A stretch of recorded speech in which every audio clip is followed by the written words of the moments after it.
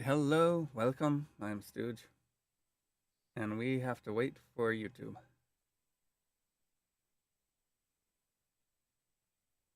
Hello and welcome, I'm Stooge, and today we are going to be continuing our adventures or misadventures in the Great Ace Attorney Chronicles. Give me a moment while I make sure my now live notification got out on my Discord, which you can join here. And then we will get started. How is everybody today? Alright, and there we go. Excellent. Let me grab my controller. I don't need the controller for this game. I'm just lazy. I just have to go like this and keep the controller on my lap and just press A.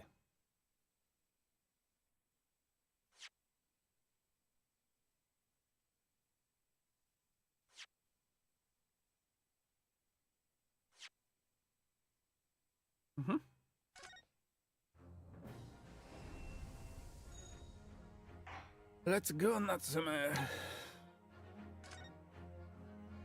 The clouded Kokoro. In accordance with the letter of the law, we shall proceed with the summation judgment. Examination. Are the members of the jury ready, Mr. Foreman? Of course we're ready. I'm all too familiar with that Nipponese whippersnapper and his uncas refusal to throw in his alley.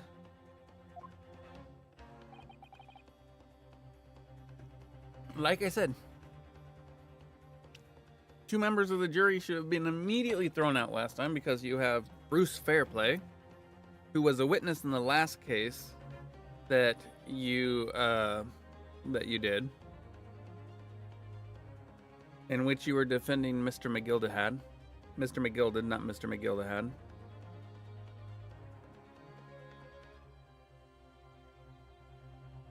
Then you have his landlord. Well, his landlord's, the defendant's landlord's wife, Joan, who is also a one of the juror members. They shouldn't be the jury. Ladies and gentlemen of the jury, you will each explain on what grounds you have determined the defendant to be guilty.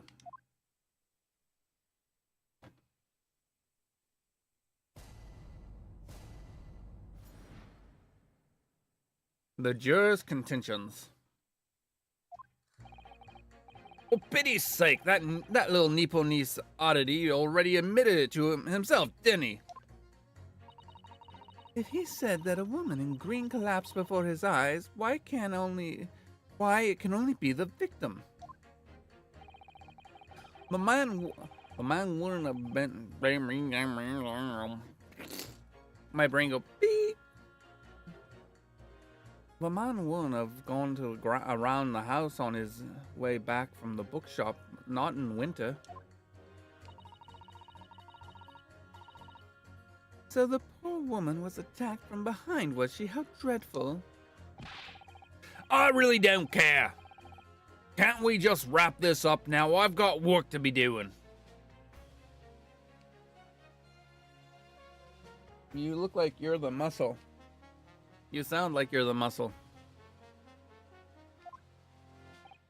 Your books, yes, nice shop that. But bourbon books, no, not worth the visit. Not worth the visit, eh? Hey, I can't hear you.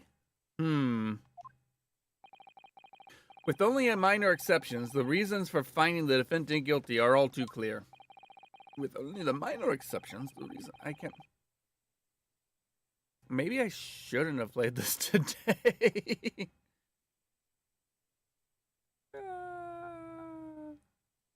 Hello, Pokey. When the stopping occurred, only two people at the scene. The only two people at the scene were the victim and the accused. And the accused himself has admitted to seeing the victim in her green overcoat sink to the ground before his eyes. Furthermore, we have heard from the inspector that the defendant then fled the scene. Words. Whoppers. I don't know, Pokey. I'm just today speaking is hard, and I wish this had voice acting.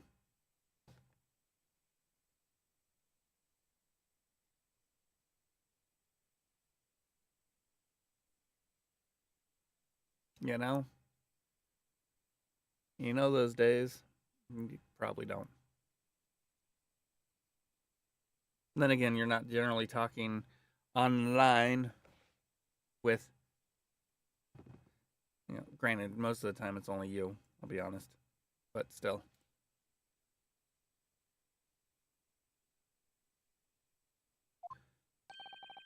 I must say, I would have ample ground to convict this man already. Oh dear.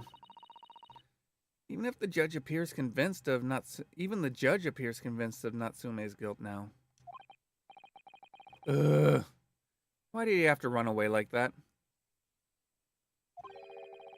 And how are we supposed to believe in some phantom attacker that nobody could see? This is impossible. How can I possibly make a case for defense? Mr. Naruhodo, this is no time for grumbling. If we want to force the trial to continue, yes, I know, I have to turn the tide. I must make the jurors change their minds. Well, 4 of them at least. Exactly. We have no choice but to forge forward. You have the floor, counsel. Begin your summation examination after I review the court record again. So this is a map. He went to your books, and they believe that he went from your books around this way to here to there. Rather than Calabash. No, it doesn't. At least not in what I've seen so far. I've had to read it all.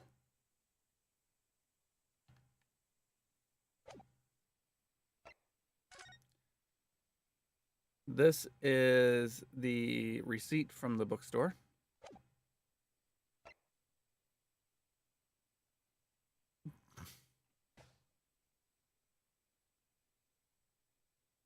That doesn't help, Pokey.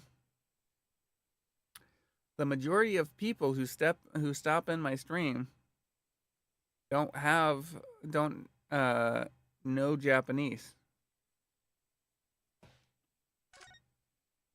Young woman rendered unconscious following a stab wound to the back. Victim olive green, female, stout build, early 20s, pavement of Briars Road East, Raleigh Beat. Oh wait, there's the second page. The victim remains unconscious. Her name was gleaned from her personal effects. Other details are unknown. Apart from a single stab wound from the large knife, no other signs of injury were observed. The assailant was seen running away by the reporting officer and was successfully arrested the following day. The knife with the broken tip.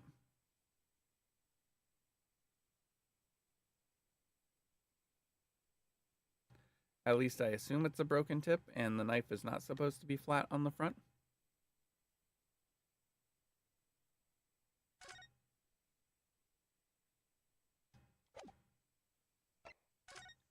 And a picture of the scene of the crime. With 3 books. The victim with the knife sticking out their back.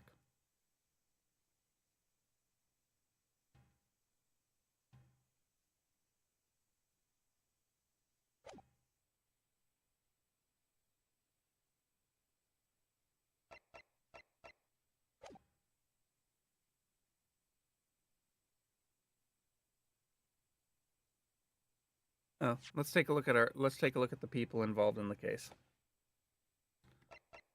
So we have the Lord Chief Justice, the Detective Tobias Gregson, the defendant,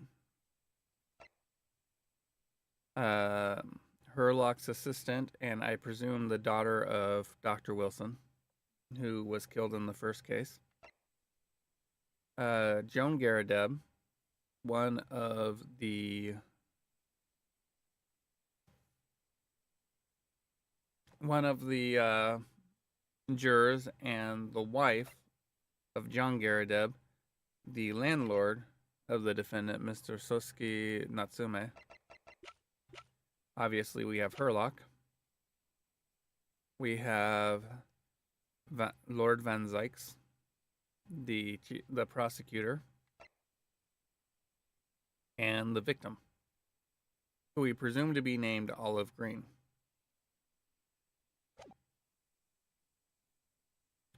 I have no idea what I'm supposed to turn this over on.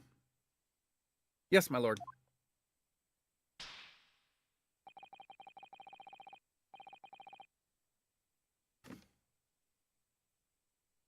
I just need to keep this trial going somehow, whatever it takes. Come on, Ryunosuke. Surely you can... Come on, Ryunosuke. You can do it. Can you, though? Jury examination. The defense's rebuttal.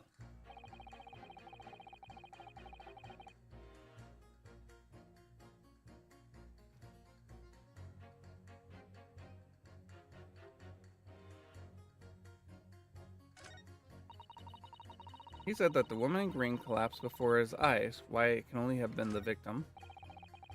The man would have gone around the house on his way back from the bookshop, not in winter.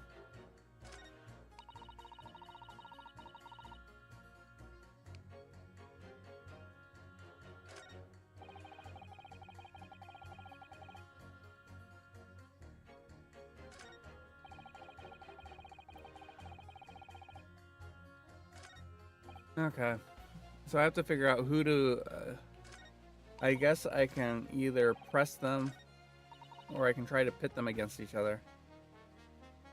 I mean, at no point in time have we established which direction the victim was facing when she collapsed. Right? I haven't missed that. Have I? Like, remind me whether or not we've established that Natsume was following the victim from behind when she collapsed, or if they were coming towards each other and she collapsed. I don't think we've established whether or not that's the case.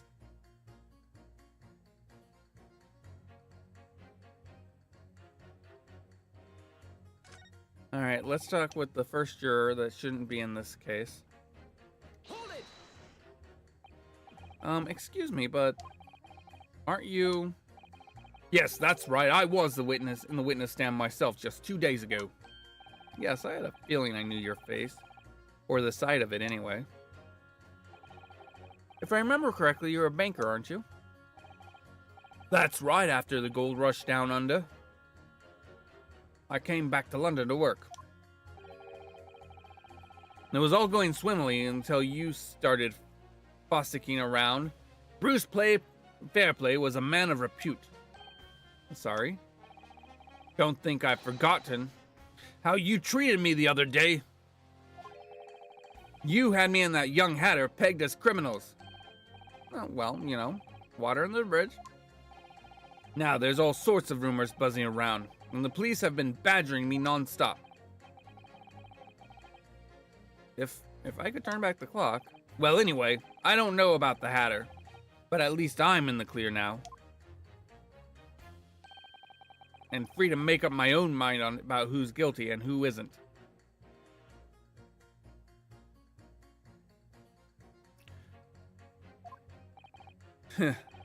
Thank goodness.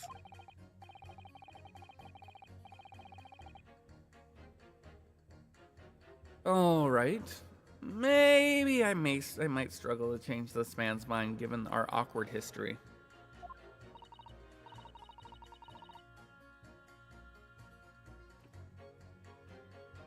Oh dear, I wonder what's become of Mr. First now.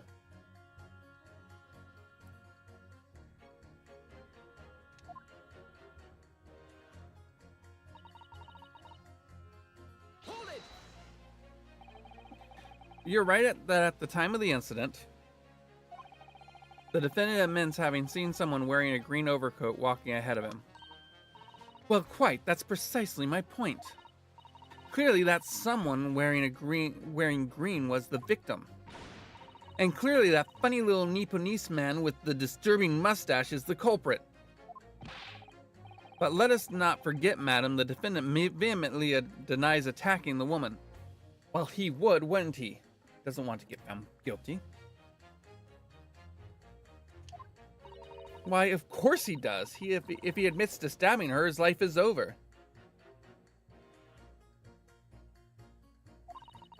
The man is obviously a liver-faced coward, honestly claiming the woman simply collapsed before his eyes. I'd really like to establish which direction the two were facing.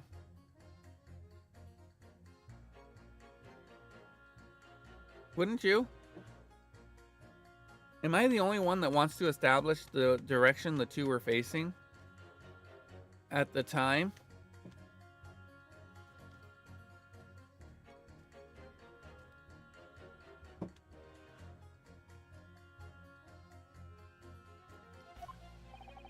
But if that's a lie, as you're suggesting, do you not think he would have concocted something more credible? Oh, really? I couldn't say. Oh, I really couldn't say. After all, you are foreign. Who's to say what goes through your funny little minds?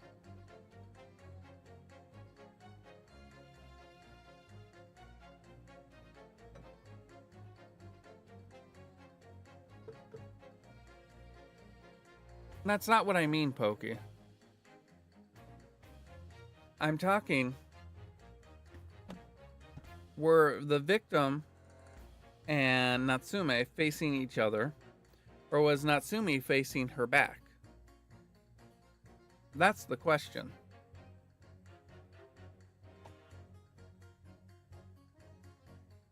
Like, all we know is that the person collapsed in front of him. When was that assertion made? When was that information given to us? Because I don't oh, he said so. Okay, I don't remember because I have a crap memory. This is why I'm asking.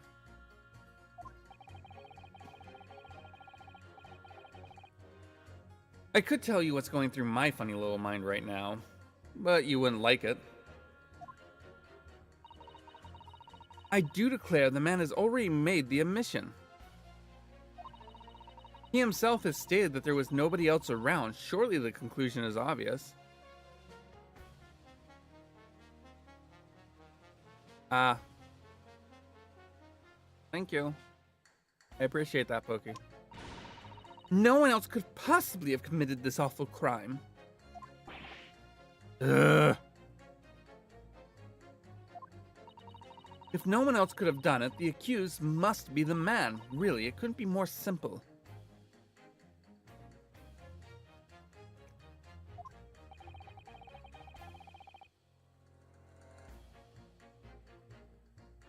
Simplicity is always compelling, sadly.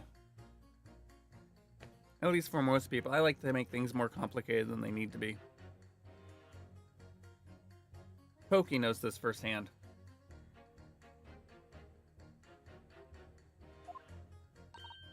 Oh my, you are too kind, my lord.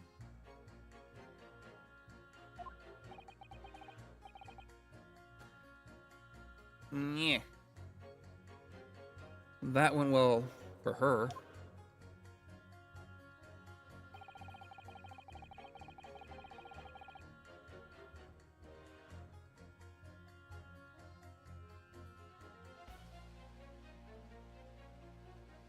What is that, Pokey? What is this emote?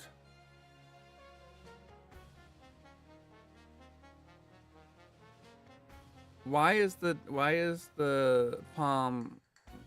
Why is the doggo shooting a gun? Hold it! But you can't deny there are other routes Mr. Natsume could have taken back from your books. Oh, they're not my books. Oh yes, like you drew on the map, you mean? What was it? Calabash Road or something? Precisely. He's American?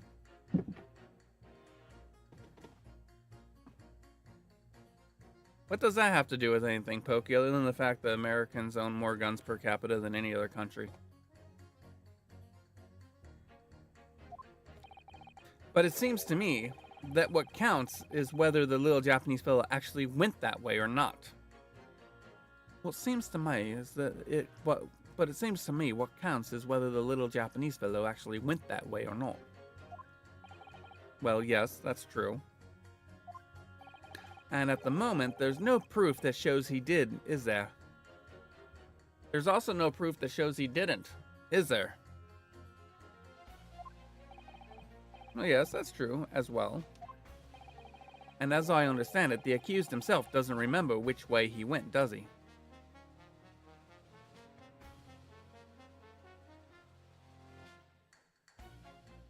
Ay, ay, ay.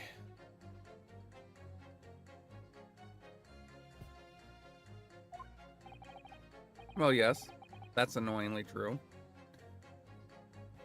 But there's no proof that he went that way either. Honestly, at this point, that's a non-point.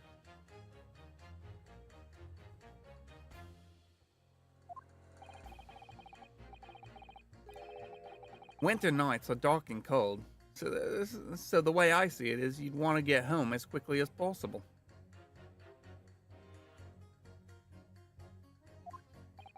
Well, yes. Why is all this true? Did you seriously just say that out loud?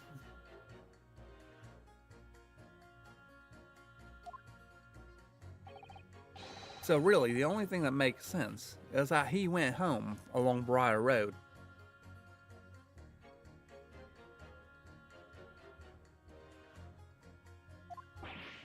Ugh.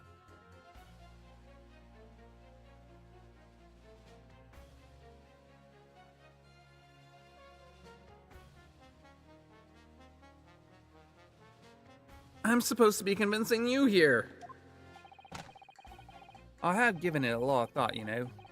I just didn't make up my mind with a whim that he did it. Right now, you're the only person I actually believe.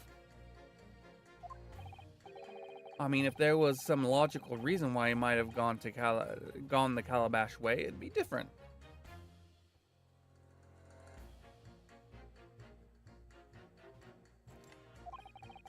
I'd be happy to reconsider my position in that case, honest, I would.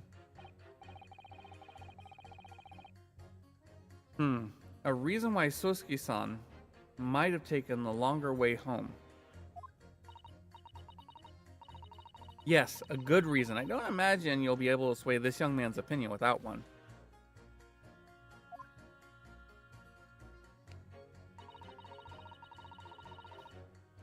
Hold it!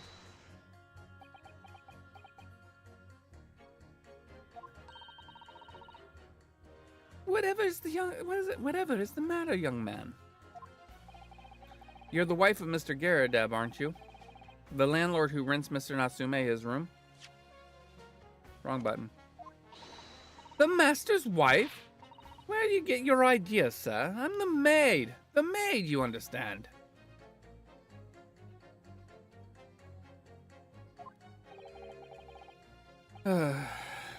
She's keeping up that charade. This is gonna be awkward. Why didn't you mention this yesterday? That you'd been selected for the jury in this trial, I mean? Well, I was told not to mention it to anyone until the day of the trial, you see. It was in the letter I received. The instructions were very clear, so I'm afraid I had no choice. What letter? I see. Anyway, Mr. Natsume, the defendant, takes lodging in your master's house, doesn't he?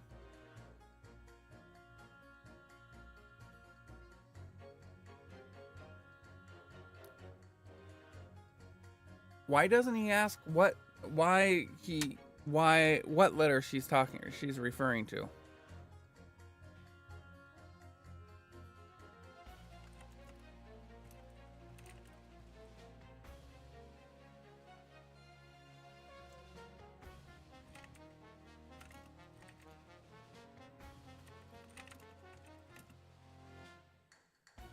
Give me a moment.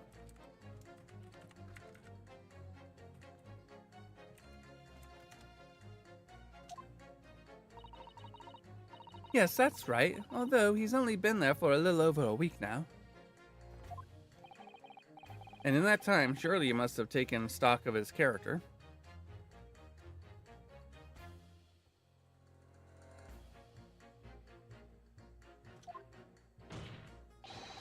Does Mr. Natsume look like the kind of man who would commit a crime such as this?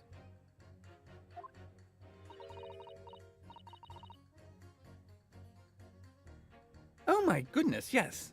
Oh my goodness me, yes, he's just the sort. What? Spending all his time in that dark, dingy room sporting that unscrupulous mustache.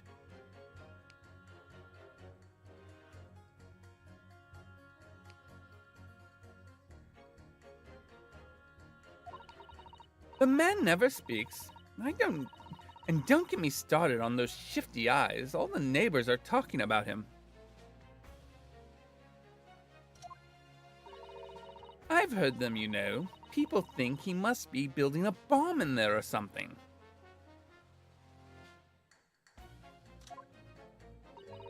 Oh dear, poor Mr. Natsume. How could people say such things about him?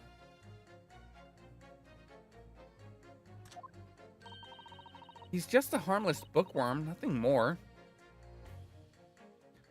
I think Susato's feeling a bit called out here. Well, you just called him a worm, so... Anyway, I better be careful about inviting this maid to speak. She said enough damning things already. She shouldn't be on the trial.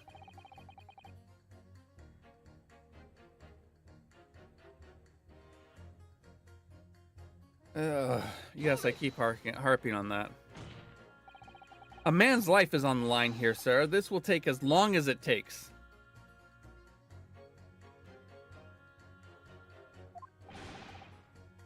Don't get clever with me, son. Now, son, my life's on the line too, and so is my family's. Ah.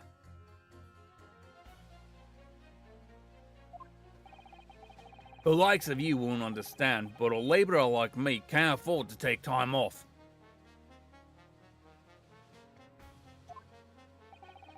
If I don't work, I don't eat, and neither do my wife and kid. Neither do the wife and kids. Oh, I see. That must be very hard.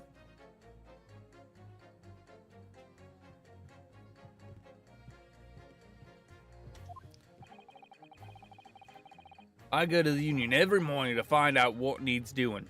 If you're late and the work's taken, it's tough. This time of year, there's water and gas supply pipes busting left and right and center. Left, right, and center. They're after cheap labor to get the roads dug up, to fix it. It's hard slog from dawn till dusk, it is. So, you were up digging up the streets on the day of the incident as well, were you? That's right. In fact, if I remember rightly, it was just round the corner from where where it all happened, by the old bookshop it was. What? Another coincidence? I doubt it. Well, that's right. Meersham Street it was. Alright, let's take a look at the map.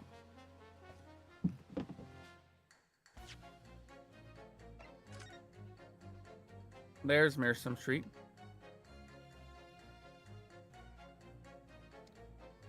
There's the bookshop. So, depending on where around the corner it was, whether it was over here or over here,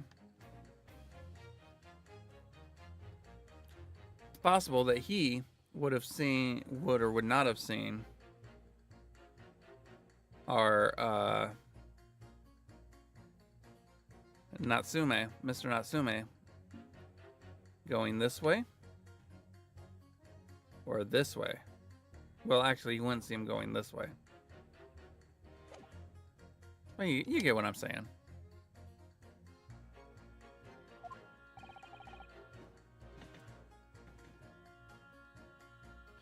Meersham Street. On the map, Mr. Naruhodo, there are only 3 named streets. Juror number 5, I need you to add that information to your formal statement, please.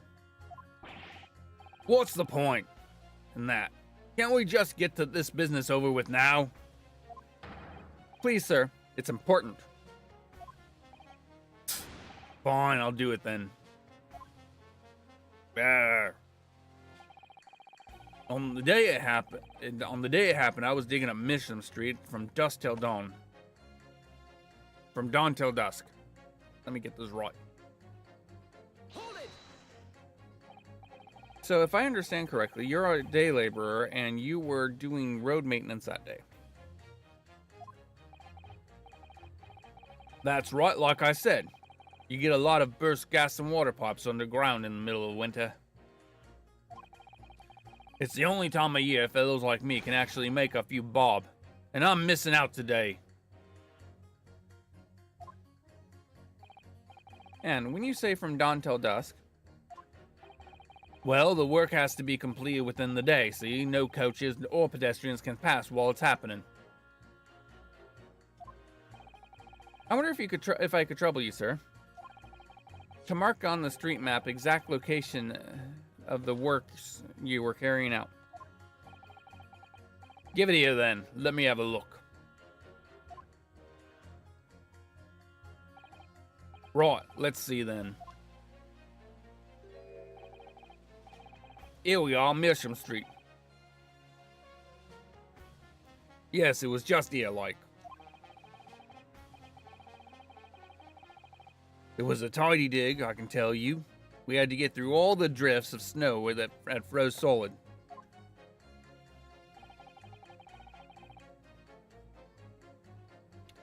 Well, the street was definitely closed, Pokey.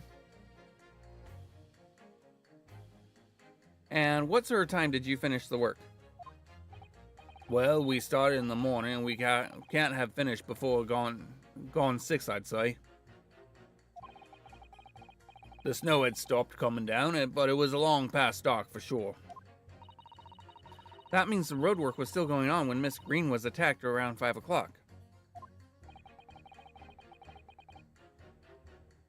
Roadworks on Meerschaum Street, huh?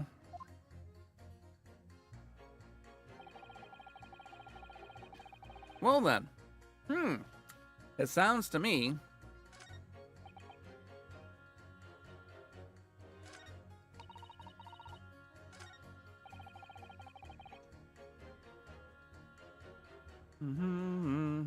I guess I have to press him. Okay, yes. Precisely. Counts whether the little Japanese fellow. Well, yes, that's...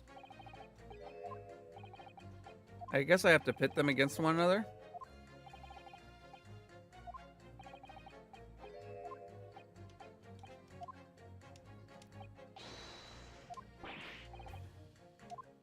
Alright, let's see.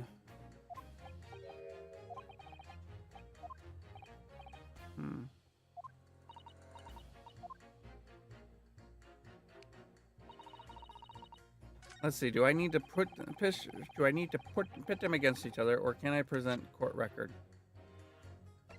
I have to pit them against one another.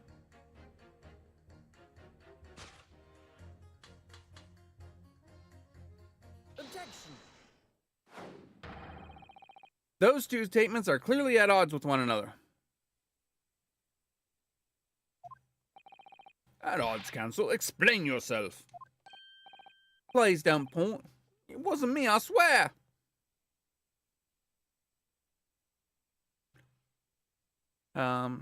You're not on trial here. Hey, well, I just want to get this done and dusted. Well, juror number 3. Oh, Mesa, what can I do? What do you mean, me? What do you mean? Juror number 5's words just now are extremely significant. Let's take a moment to consider the implications of what's been said on our map of the location of the local area.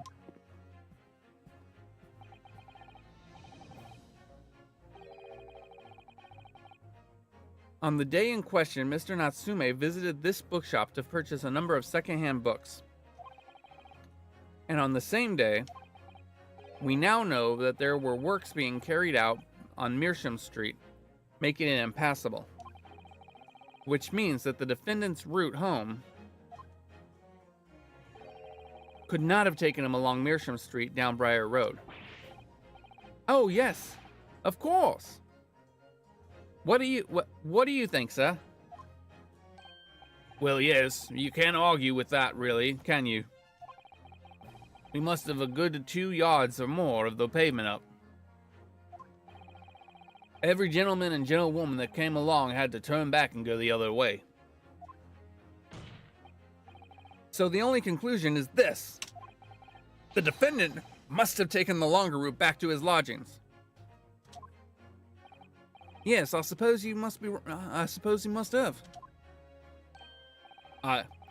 that must be right, eh? Juror number 3, you said the following.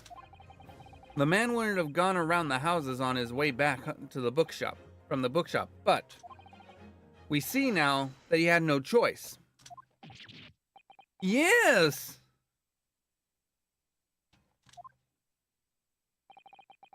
My lord, my judge, Mr. Judge, sir, if I may. Yes? I don't think in all good conscience that I can say the man's guilty now.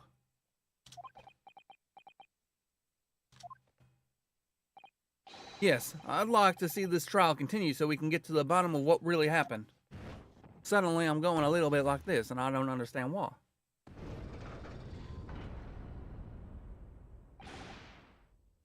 What about you, sir? Who, me? Well, all right then. If there's a hole in the prosecution's argument, it should be filled in. That's what I say.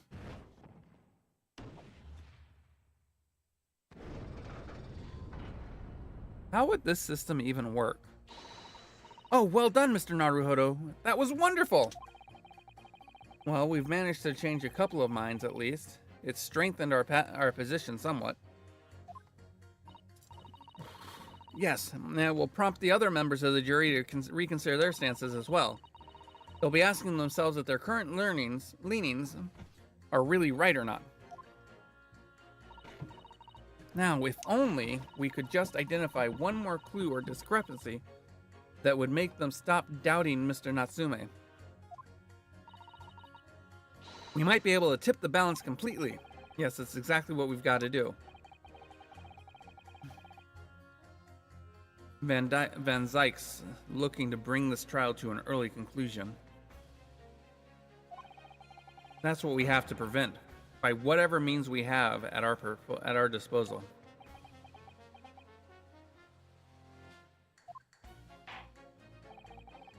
Thank you, counsel. On with the summation examination, please. Yes, my lord. Yes, my lord. Wait. Okay.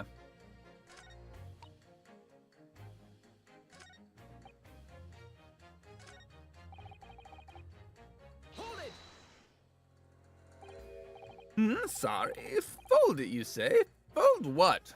Fold your hand. No. What I said was hold it. What I wanted to ask you was, do you visit your books often? I like the old bookshop. They have it in there, yes. I enjoy reading them over a nice cup of old tea. Yeah. Old tea? That's my daily routine, you see. The same thing every day, including the day you're talking about. And at what time did you visit your books on the day in question? Well, I was picking out books in there all afternoon, and it would have been just before 5 that I left.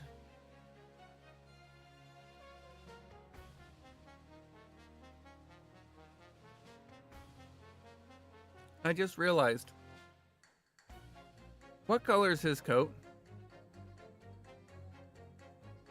Would you say it's a green color?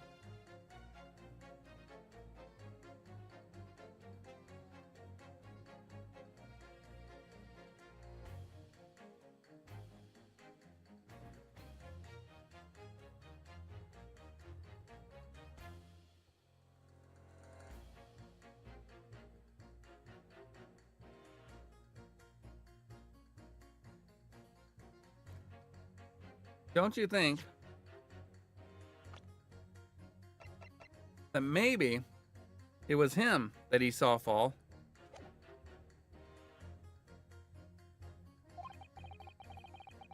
That's my daily routine, you see. And the same thing every day, including the day you're talking about. Just before 5, you say? Exactly when the victim was attacked. Are you sure about the time? Oh yes, no mistake there. I remember it well. I'm not about to forget that day in a hurry, not after that dreadful time I had. What do you mean? Well, I was walking down Calabash Road when I slipped on the ice and donked my head. It's always worse after snow stops falling, and that's when it's most slippery. Knocked myself clean out, I did. I really thought my number was up. Wait a minute. Let me get this straight. This happened on Calabash Road? That's right. I live in Cornpipe, you see. Heading down Calabash Road is the quickest way for me to get back from your books. Juror number 6, I must insist that you add that information to your formal statement, and it may very well be extremely significant. Sorry, extremely sick. No, I'm quite all right now. Okay, I could get the first one. This one, significant and sick, cannot be confused for one another unless you miss a couple of syllables of significant. Considering significant is 4 and sick is 3. Or 1. I can count.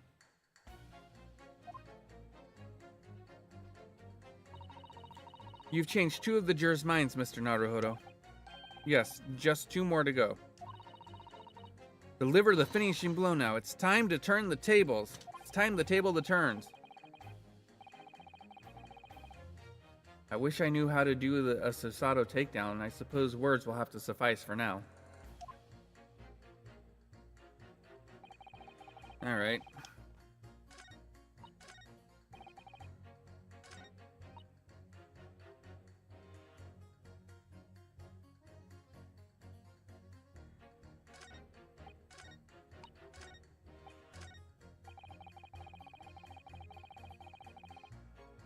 Alright.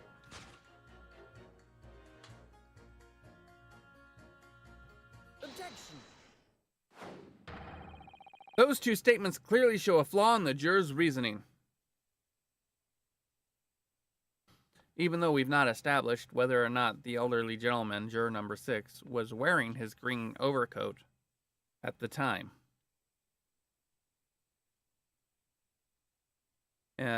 But the game's letting me get away with it. A flaw, you say? What are you talking about, counsel? Well, juror number 2. Juror number 6. My, whatever do you mean, sir?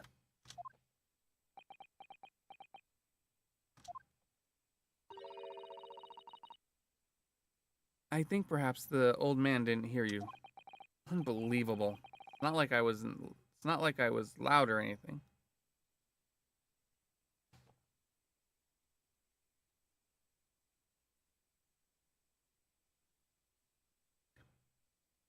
Don't you think that might be the problem? Just a thought. There is at least one fact we can be sure here. The bookshop receipt found in the defendant's room clearly indicates that on the day of the attack, he had been to your books and purchased a number of secondhand titles. He then returned home on foot.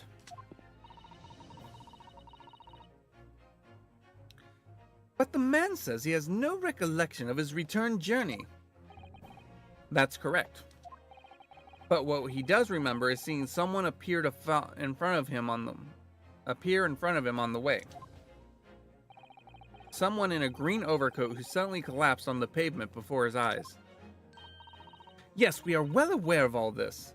The poor young woman was stabbed, obviously. Who was stabbed, obviously. Can we really be sure of that, madam? Whatever do you mean? I'm sure you heard juror number 6's account of what happened to him on that day. That same afternoon, there was somebody else apart from the victim who was wearing a green overcoat who... We never established whether or not he was wearing a green overcoat, so that's fun. We only know he is wearing a green overcoat. Who was wearing a green overcoat and fell over on the icy streets in the afternoon. Oh my.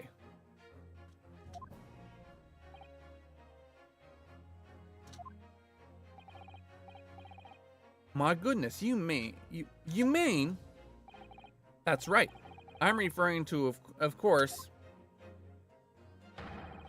to the hard of hearing juror number 6.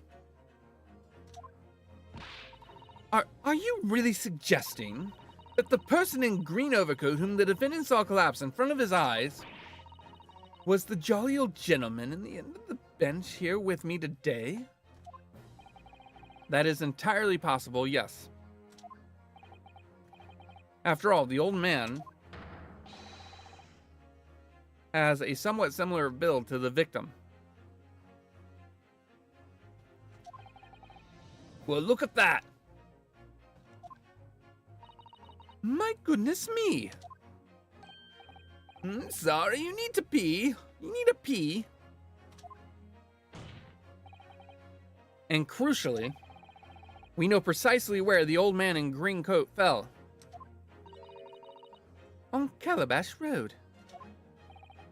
Therefore, if the person who Mr. Natsume saw collapsing in front of him was in fact juror number 6, it means the defendant must have taken the long route back to his lodgings.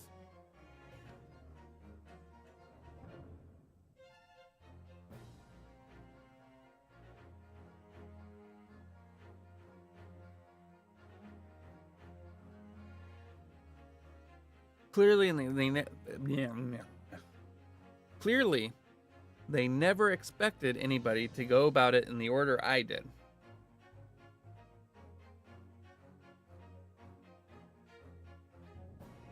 As we've already established that because...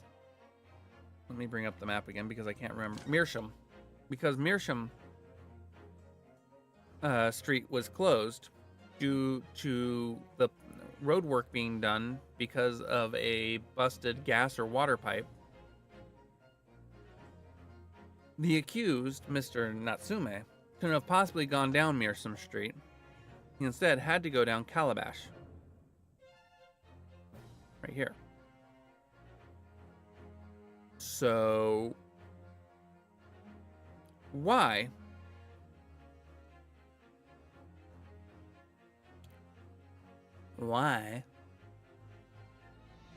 do they keep insisting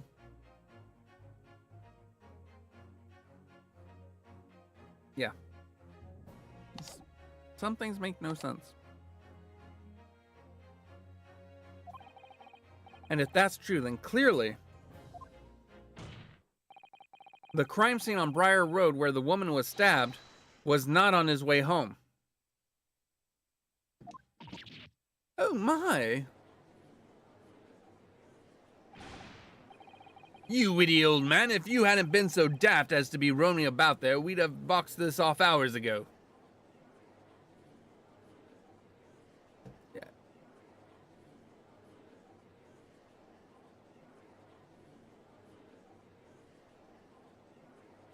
I mean, could have boxed it off hours ago if he had said that he had collapsed on Cabodash, and you had said that Meerschaum Street was closed because of the construction. Then again, that's something the good detective should have noted too. The good detective should have noticed that Meerschaum was closed down, leaving Cabodash, or Cabodash.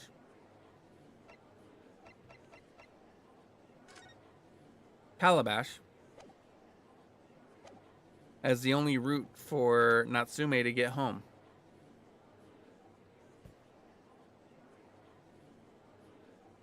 There's more people at blame than just the old man. Number 5.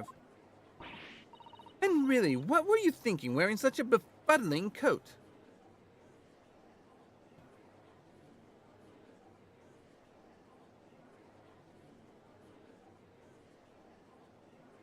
Really? Really? That's what you're in for. What did you say to me? Is it a crime for the elderly to walk the street these days? Is it a crime to slip over on the ice? Is it a crime to slip over on the ice?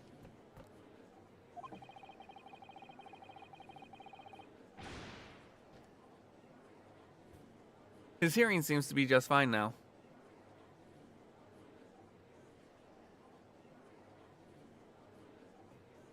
Is it a crime to be up with the latest styles and wear a beautiful green overcoat? Is it?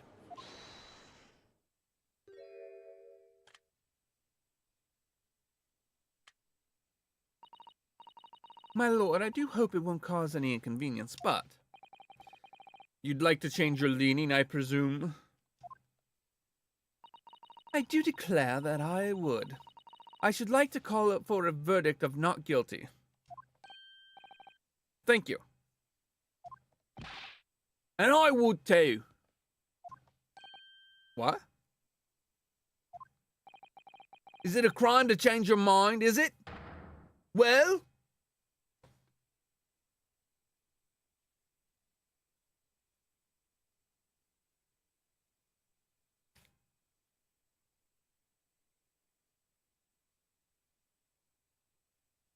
Why is Ryunosuke treating this so confusedly?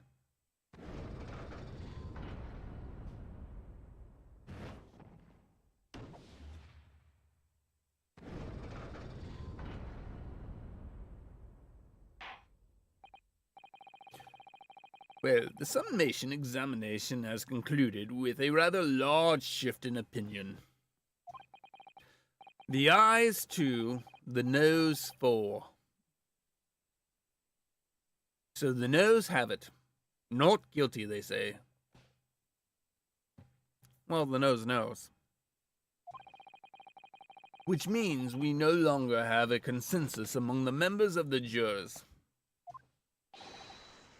The trial will continue. Objection! And what exactly are you objecting to? The poor detective work.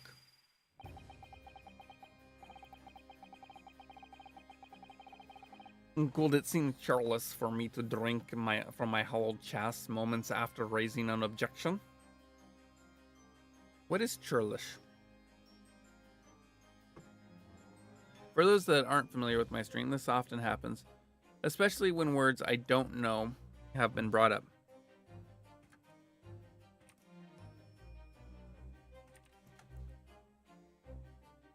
Oh, rude, unfriendly, bad-tempered. Often in a surly or impolite way. Okay. Interesting.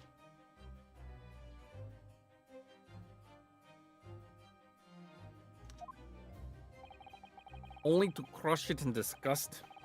Pray forgive the discourtesy. Lord Van Zykes. It seems I must retract my earlier remark. What do you mean? I mistakenly credited these jurors with intelligence by describing them as insightful. Yet we have just witnessed them falling for a cheap trick performed by an Eastern entertainer. At least one translator had their thesaurus out that day. Yeah, seriously. As long as they didn't use metamorphose as a synonym for change, we'll see the jurors metamorphose their verdict.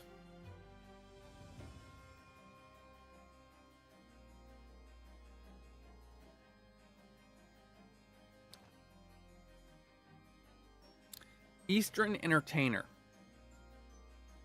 And cheap trick. And what trick exactly did I perform? Hey? Whatever do you mean? Objection. I haven't tricked anyone. Everything I've said is the truth. Indeed, stalwart juror number 5 was undoubtedly repairing the road as he claims. I believe you said it was a good 2 yards of pavement which you had excavated, sir. That's right, took me a whole day, and they paid me a measly tuppence for it. Really, a tuppence, that's all. Now, my learned Nipponese friend, tell me. Do you have any notion of distance that 2 yards represents? 6 feet. Tall enough for a grave. Well. If I'm honest, I don't have a clue. No. But that doesn't change the fact that they had the road closed. Does it? 2 yards is a little less than 2 meters.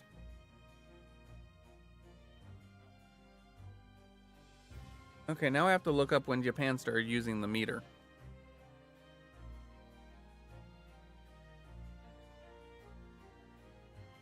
Because we know this to be about 1860 or so. Let's see. Crystal Tower. Let's use the Crystal Tower. Yes, I do.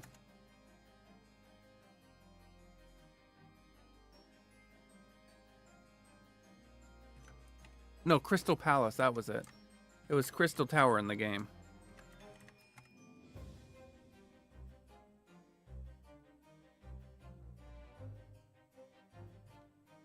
Which stood in the area from 1854. Okay. The Great Exposition. Let's see.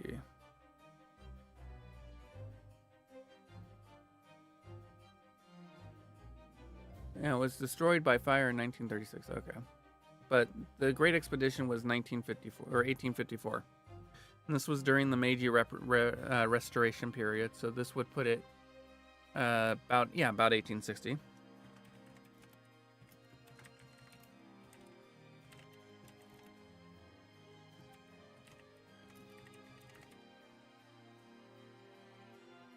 Not interested. Go away.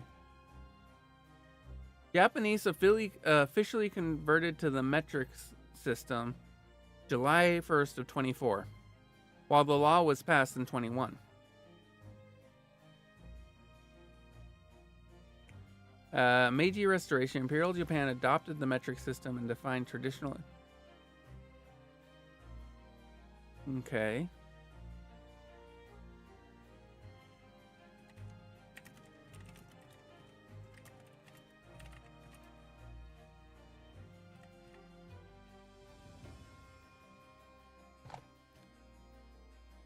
And the Great Expedition... Okay, so this is actually... So this is definitively in 1851, supposedly. Based on the Great Exhibition. Japan had not even been introduced to the metric system at this point. Japan, during the Meiji Restoration, they started using the metric system, but they didn't officially switch over to the metric system until 24, after the law had been passed in 21. It's very confusing, all that.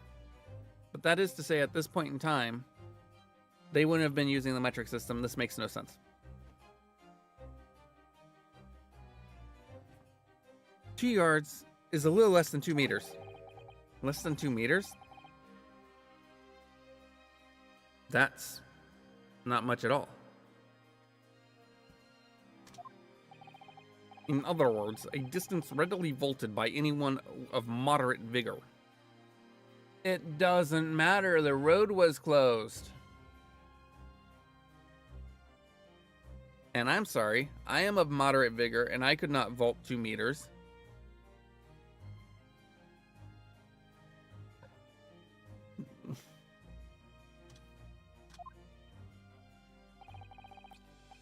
Would you not agree, my stalwart friend? Hey, me? Well, I can't say you're wrong, no. But I can't say you're right either. What?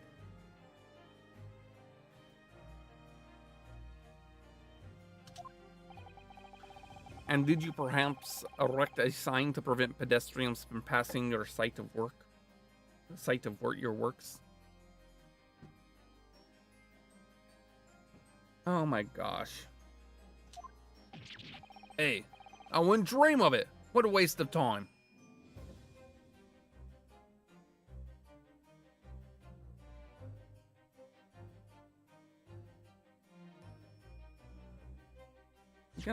I'm just going to quickly reintroduce people to our defendant. Does this look like a fellow who could vault 2 meters?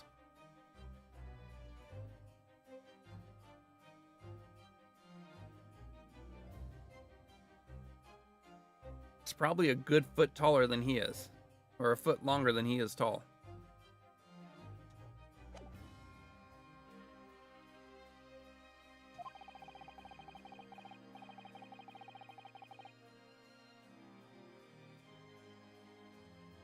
All right, hold on. No coaches would have had a hoop of passing anyway. And we just turned any gentlefolk back when they come. Kids just jump right over us all the time.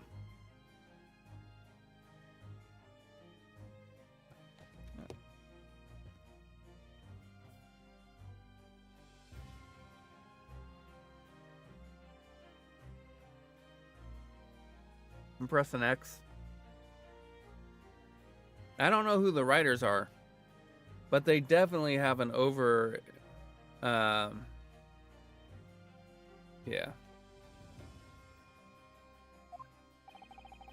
The accused is an old gentleman as far as I can see. What does that even mean? I have little doubt, however, that he could spring over a 2-yard fence in his meanderings around town. I'm sorry, what?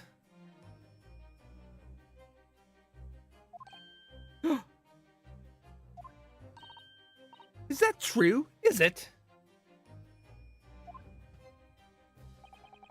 The incontrovertible truth is that the books just purchased by the accused were found at the scene.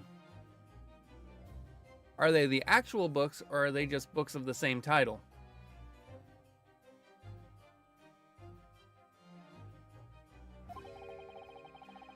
Oh wait, no, because they found the books. They found the receipt in the books. There can be no doubt that on his way back to his lodgings, Mr. Natsume walked down Briar Road.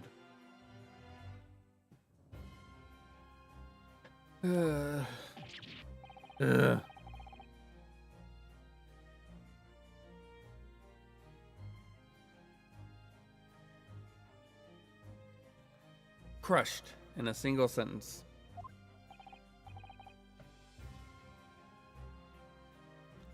Let me see. I want to go here. Let's see. No, that's not. A receipt discovered in Mr. Natsume's room. Oh. No. The receipt was discovered in his room, not in the books. So, how did they find the book? How did they... What? An old man.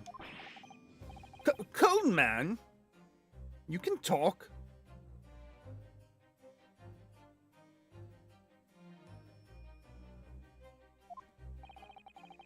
You say that at around 5 o'clock on the day in question, you slipped and fell on Calabash Road.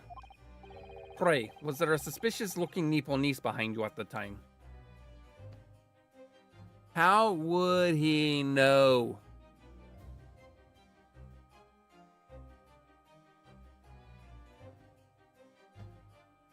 I can tell you there's a suspicious-looking vampire in front of me right now. Oh, I can't say as I remember.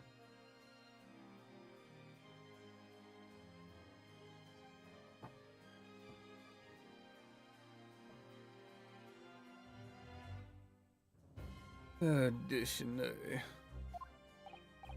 You don't remember.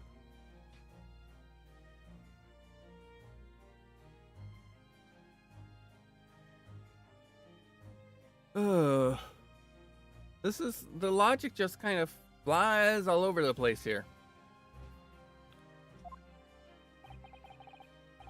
How about the wager, my learned friend? You say it was the old man the accused saw. But I will lay 1,000 to 1 against you being able to prove it.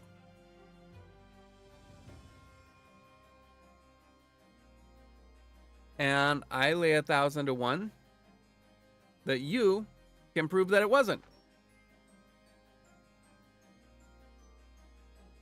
The receipt for the books weren't found in the books. They were found in the lodgings. You cannot prove beyond a doubt that those books were his unless you have fingerprints. And if you have fingerprints, are the accused's fingerprints on the knife? But I think this predates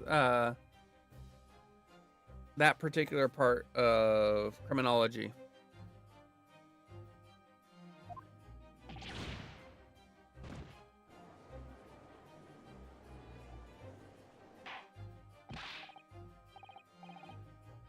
Order! Order! Lord Van Zykes, explain yourself.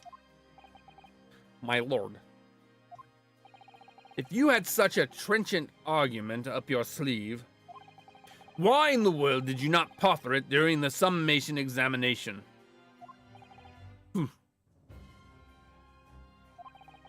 I wanted to give this young foreign student the sightseeing experience he no doubt came for.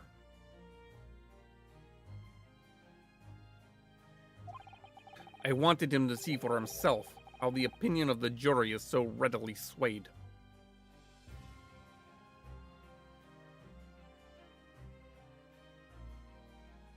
If that was the case, then the summation examination wouldn't have gone by the wayside until we absolutely had to pull it out last trial. Would you not agree?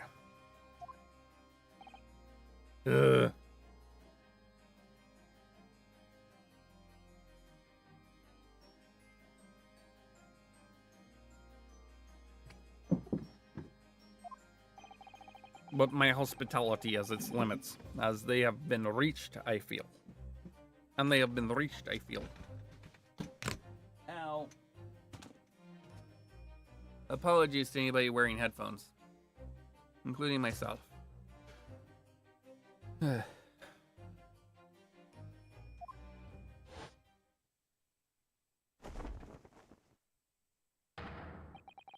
So, my learned friend, today's sightseeing tour of London is now over. What are you talking about? My lord, the prosecution requests permission to call its next witness to the stand. Granted, bailiff, bring forth the witnesses.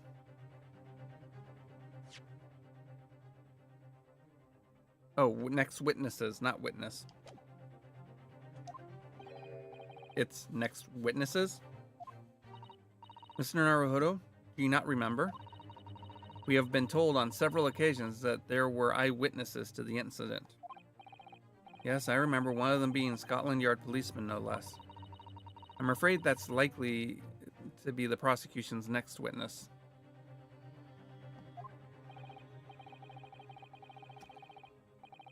Alright, no matter who Van Zykes brings to the stand as his witnesses, no matter what they say, I believe in Sosuke-san.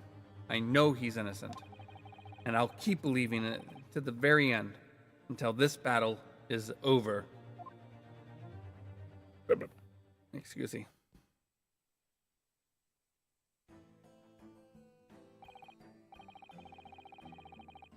Witnesses, please state your names and occupations for the court.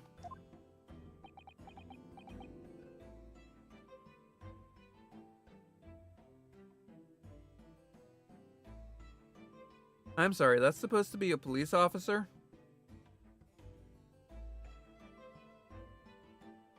Also, the weight... Also, books would weigh him down a bit. Yep. I'm sorry, I just noticed that, Pokey.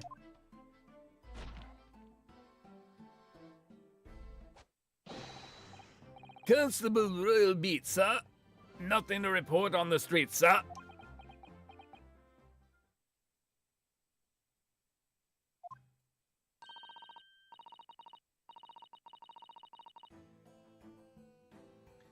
And I'm Mrs. Beat. Patricia's my name. I'm proud to say I'm this young town hero's wife. Sleepy or sloshed? Or yes?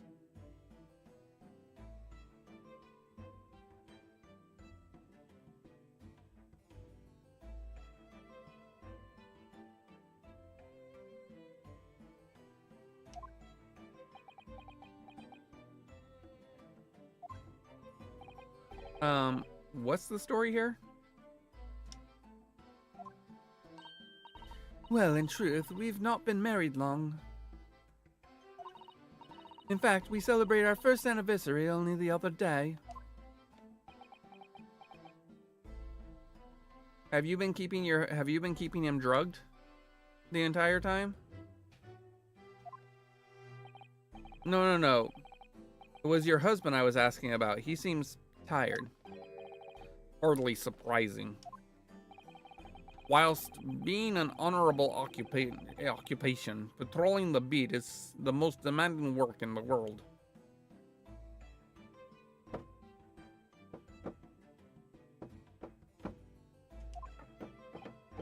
Oh, really? I'm sure I've heard that before, actually. Indeed, apart from rare days off, our gallant officers trudge some 20 miles a day, you know. They patrol boarding houses and pubs, collect taxes, survey the streets, check the meters are reading true. Oh, survey. Yeah, survey this. Okay.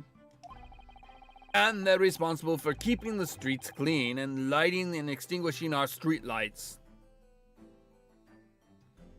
False. Already established that.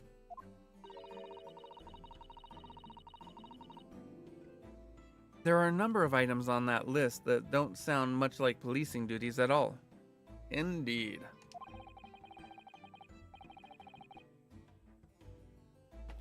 I wouldn't just be falling asleep on my feet. I'd have collapsed long ago.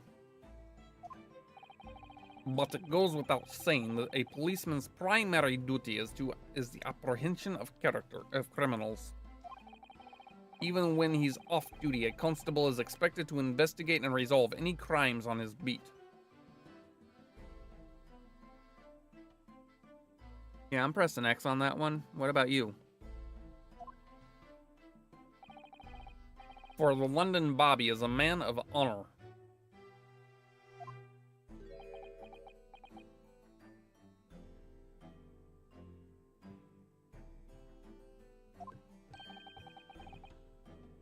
And a man of slumber.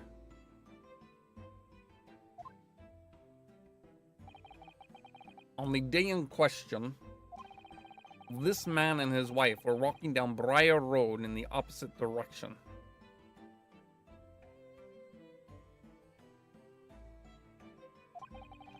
And they witnessed the incident as it occurred. Is that not correct, Mr. and Mrs. Beat? That's right, sir. Isn't it, Rolly?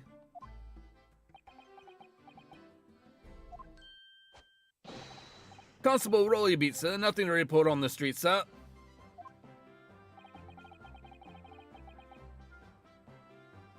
What a great witness he's going to be. Very good. I'd like to hear your formal testimonies now, please. You will tell the court exactly what you saw in the afternoon, on the afternoon of the incident. Yes, sir.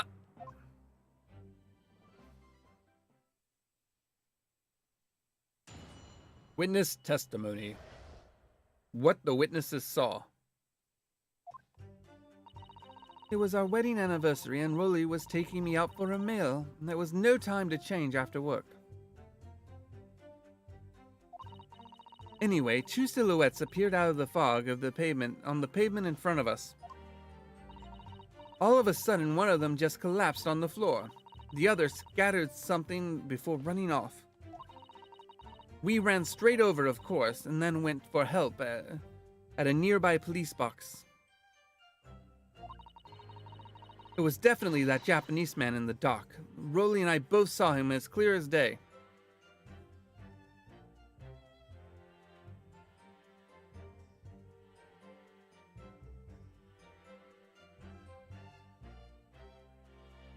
Tell me, does anybody else see the inconsistency I'm looking at? I've noticed.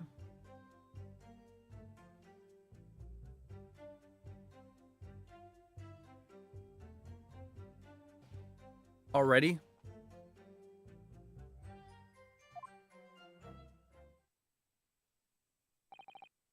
Well, this is extremely compelling testimony, I must say. Extremely compelling for an acquittal, maybe. I would not call it extremely compelling for a guilty verdict.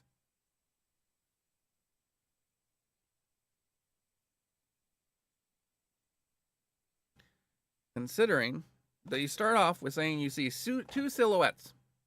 One collapses, the other one scatters some stuff and then runs. But then you say that you clearly saw the Japanese man.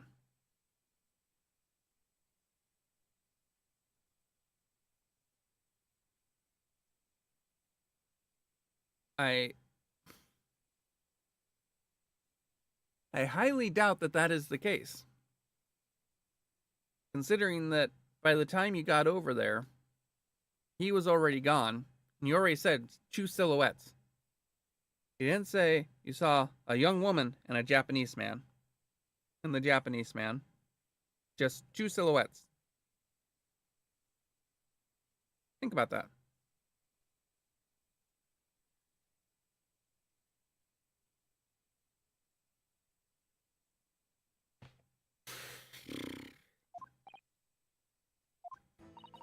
Oh dear, the policeman and his wife are claiming to have positively identified Mr. Natsume at the scene.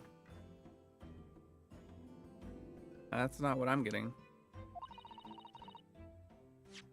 Yeah, I missed that there, right? If their testimony is true, the alternative course of events that you established in the summation examination will be quashed.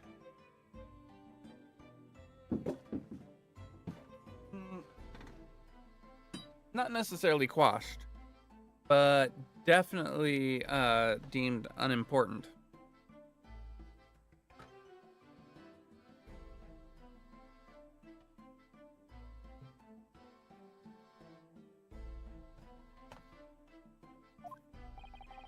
It's death knell, in fact.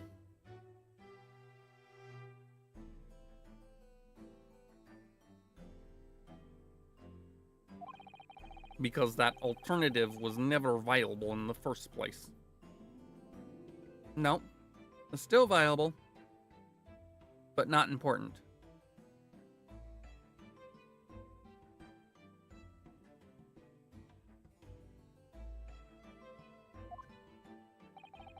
What an unfortunate chancing. On your wedding anniversary, too.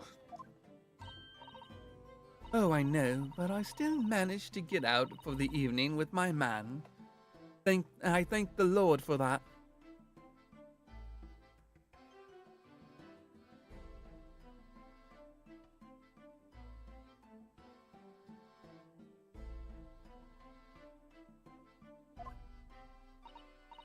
Gosh, the life of London Bobby sounds very hard indeed. Indeed, however, this cross-examination will be over in minutes. You may well have time to rest this afternoon.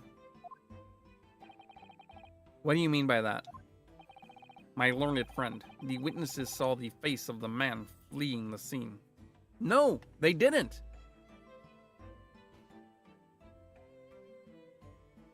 Their testimony does not say that at all.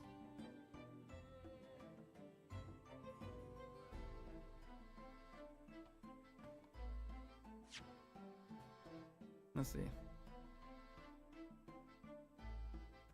Two silhouettes appeared out of the fog on the pavement in front of, on the pavement in front of us.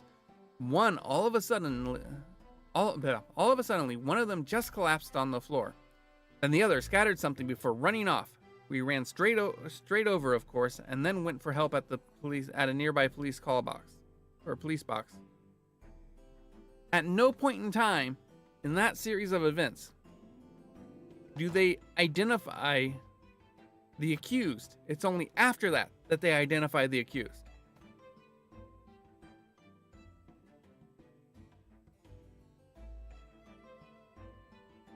Like if they say, we saw a young woman and a Japanese man come out of the fog in front of us on the pavement. We saw a young woman and the Japanese man appear out of the fog on the pavement in front of us. Then maybe. But that's not what they say. They say they see two silhouettes.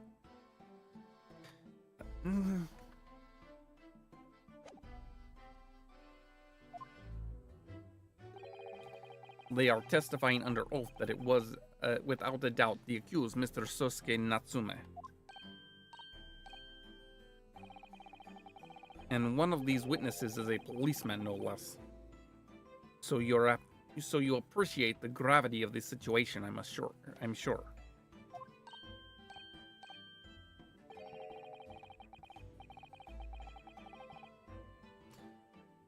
Except the man's so tired, his wife has to do all the talking.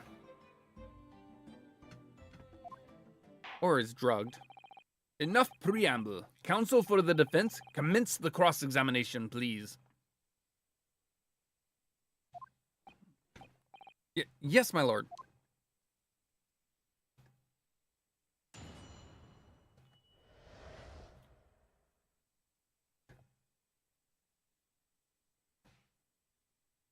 What the witnesses?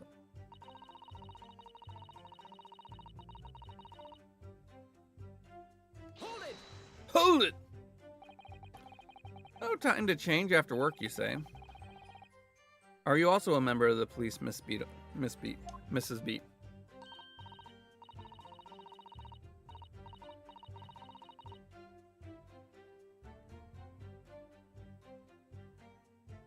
Oh no, sadly not. It's a job for strapping young men only. Women, children, and the elderly can't even apply. Well, I think you can probably see why I think you can probably see why children and the elderly can't apply. Can't do the job, can't you? I think Rolly looks ever so handsome in his uniform. It suits you down to the ground, doesn't it, darling?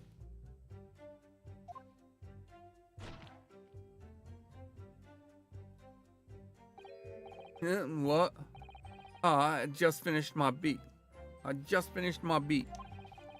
Pat and I were heading back to the station. I was actually planning on getting changed there.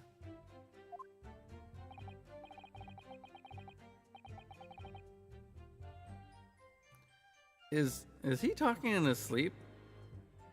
This is creepy. Oh no, Rolly, I much prefer you in uniform. Sometimes I don't recognize you when I see you in plain clothes.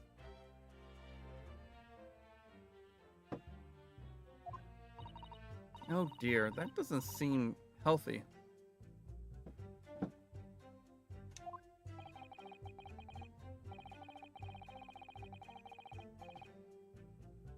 Kindly adhere to the point. You were going for a meal after you had finished your beat for the day, correct? That's right, sir, yes. Although I was fit to drop, to be honest, after spending the whole day on my feet. But policing is my life, sir. As long as I'm the proud owner of this, I'll serve my city and my queen to the end.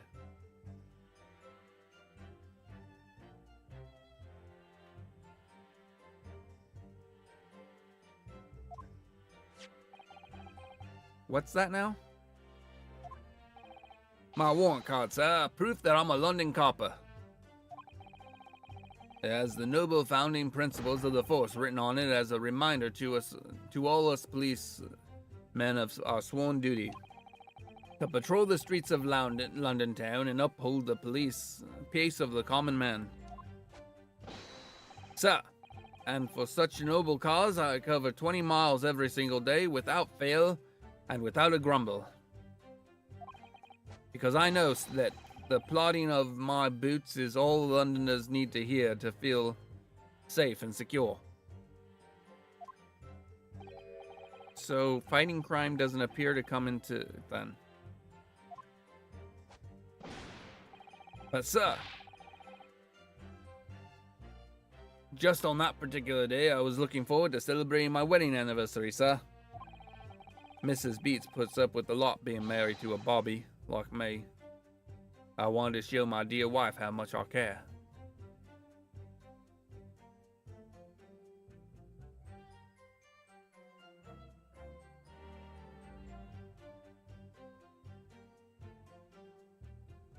No, Vanderbeest, and he probably won't.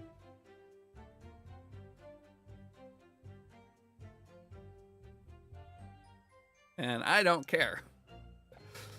I am an American trying to do a British accent. There is no such thing as a good American British accent.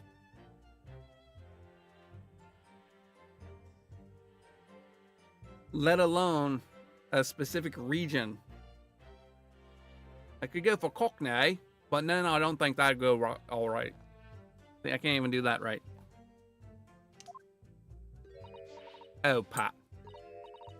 Oh, really? Oh, what a charming couple. Their young love is such a joy to behold. If a little over the top, perhaps. And then, kindly describe what happened next.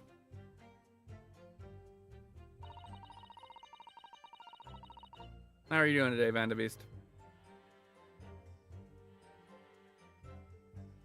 Let me see. No, that was not entered into... Hold it! Two silhouettes. That's right. They were coming towards us, walking up Briar Road in the opposite direction.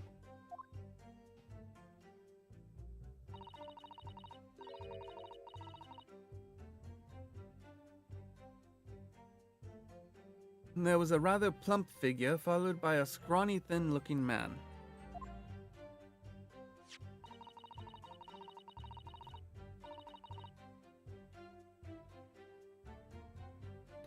That does sound like the victim as pictured in this print, and like Mr. Natsume. I'm doing all right. Yes, unfortunately it does. And you're certain that at the time there was nobody else nearby? Oh yes, quite certain. It was dark, but there were street lights on Briar, you see. There was nobody else around at all. Isn't that right, my darling? Is he a puppet? Ah, yes, that's right. Of course, there was a light fog on the ground. But Briar Road is dead straight and you could see a fairly long way down the pavement. And then there's the street lighting as well. I didn't see any other pedestrians. Before sleep takes a firm hold, your answer, please, Mr. Beat. Are you quite sure that of what you've said? Yes, sir. As a copper who spends all day, every day, keeping a watch on the streets, I'd swear it, sir.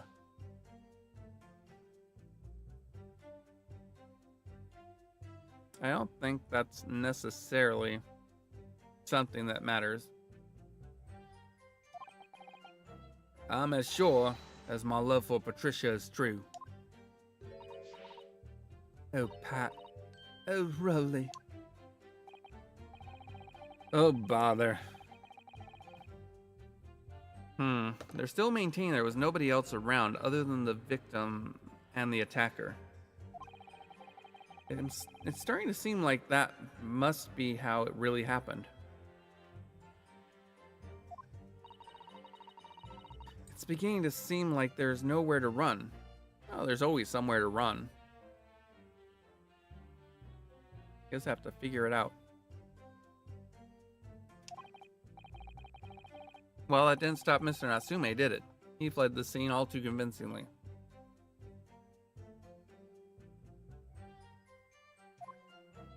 We haven't established what books were found at the scene of the crime either. We know that there were 3 books. Sorry. We know that there were 3 books. And that we have a receipt for 3 books. We haven't established what 3 books. Thank you. I believe we have a reasonably clear idea of the situation just before the incident now. What happened in the crucial moments that followed?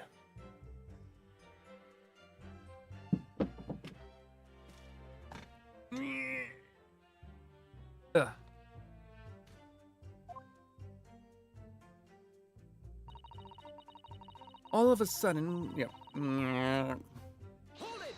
Hold it! Scattered something? What do you mean by that? Oh, well, I couldn't quite make out what it was at the time. But then when we got closer, I realized it was what it was. Didn't we, darling?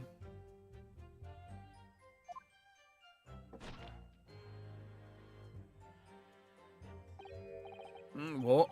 Oh, yes, that's right. It was some old books. I see, old books. Yes, sir, the culprit had dropped a number of them all around where the victim lay on the pavement.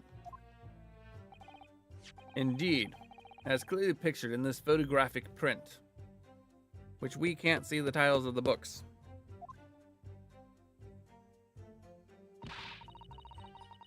That rotten Japanese man did that when he did the deed.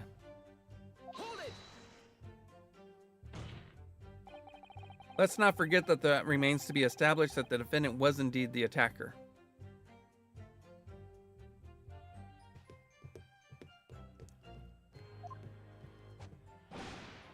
But we saw him. It was the man in the dock without question, sir. The mustache, the hunchback, the cat-like eyes, that top mouth, that's the stub nose, everything.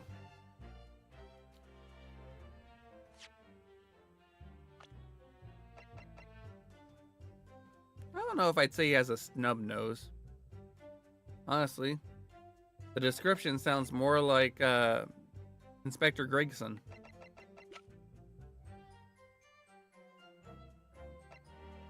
And they also have a snub nose. Actually, the victim's nose is more snub than his.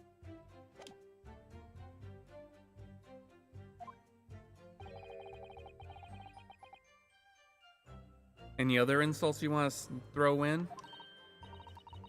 That's right. He looked down at the poor defenseless woman with those terrifying, intense eyes. And then suddenly threw his books onto the pavement and ran away.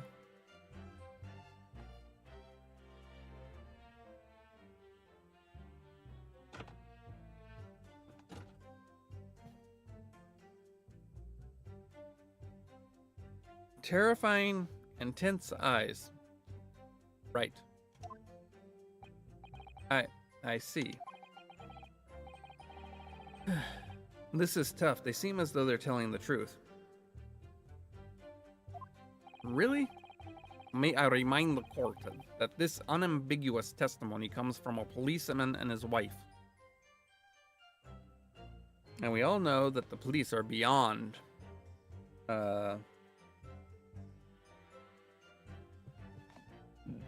beyond crimes.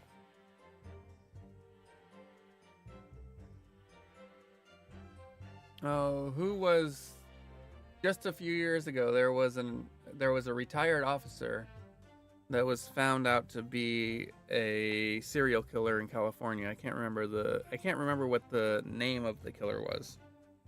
what the nickname was for the killings.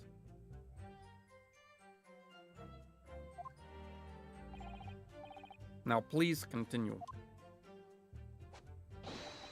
Yes, sir.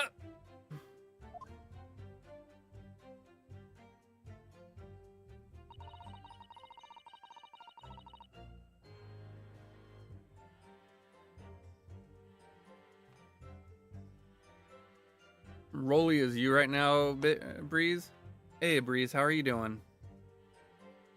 Man, honestly, I can completely understand that. Hold it. Other than sleepy. I hope that overall your situation is well. Was it your husband who went to fetch help? Make sure I didn't miss anything. Okay. It's in flux. That's fair.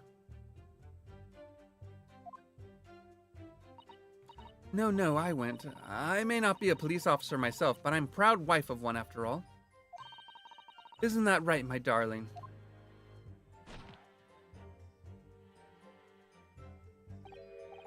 What? Ah, yes, that's right. I asked Mrs. Beat to go. I was off duty by that point. But a Bobby's never truly off duty, of course, so I felt obliged to stay and guard the scene.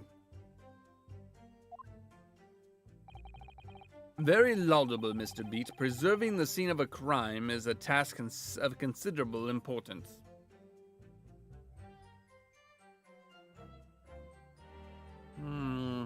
Pressing X. That's why I sent Patricia, you see.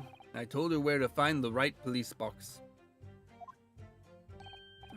Forgive me my ignorance, but what do you mean exactly by the right police box? That's my question. Depends on a crime's location, you see. As to who deals with it. Where the woman was stabbed wasn't actually on my beat. So I told Patricia the way to the police box for the beat of the incident fell under, so she could go and report it. I ran there as quickly as I could and asked for help from the Bobby on duty. There's nothing more potent than a young couple in love working together, you know. To hide a crime.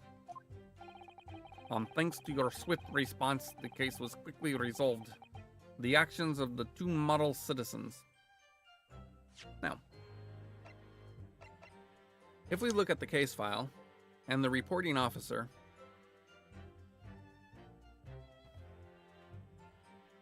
do you see the inconsistency?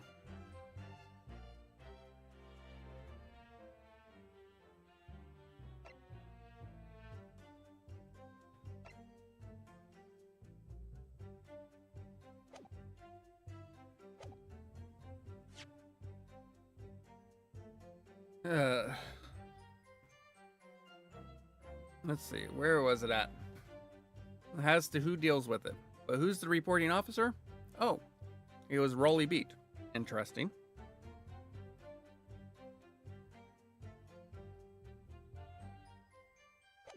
So why are you the reporting officer rather than the person whose beat it was on? If it wasn't on your beat. Thanks to your swift actions, the case was quickly resolved. The actions of two model citizens. Muddled citizens. Oh, please, you're making us blush, isn't he, darling? His cheeks are so red, how could you tell?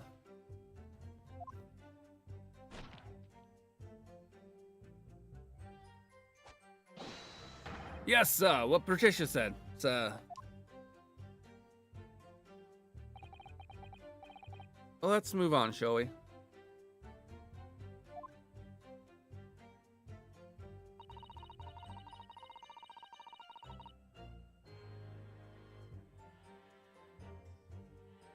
Hold it! But surely you would have been able to see his... Surely you wouldn't have been able to see his face by the light of the gas street lamps, would you?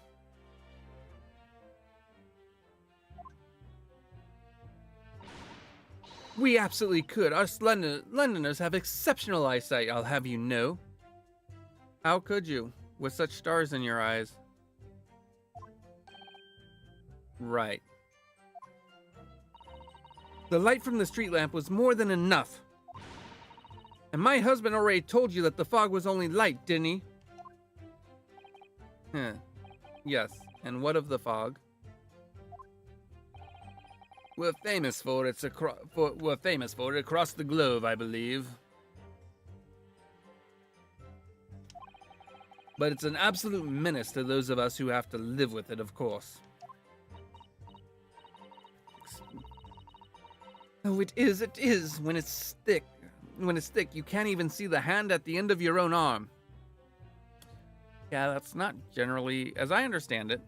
I am more than happy to be corrected, but as I understand it, what people commonly refer to as London fog had more to do with all the coal that was being burnt to heat the houses than actual fog.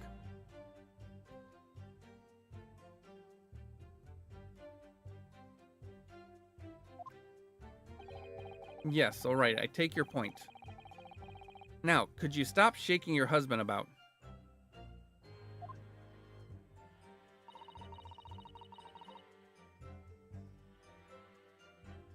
The constant fog makes our eyes very sharp, you see. That's why we can tell for sure and certain that it was that little Japanese man we saw. Can't we, darling?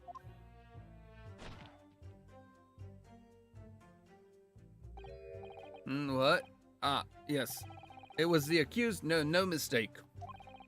The mustache, the hunchback, the cat-like eyes, the top mouth, the snub nose. Unmistakable, sir.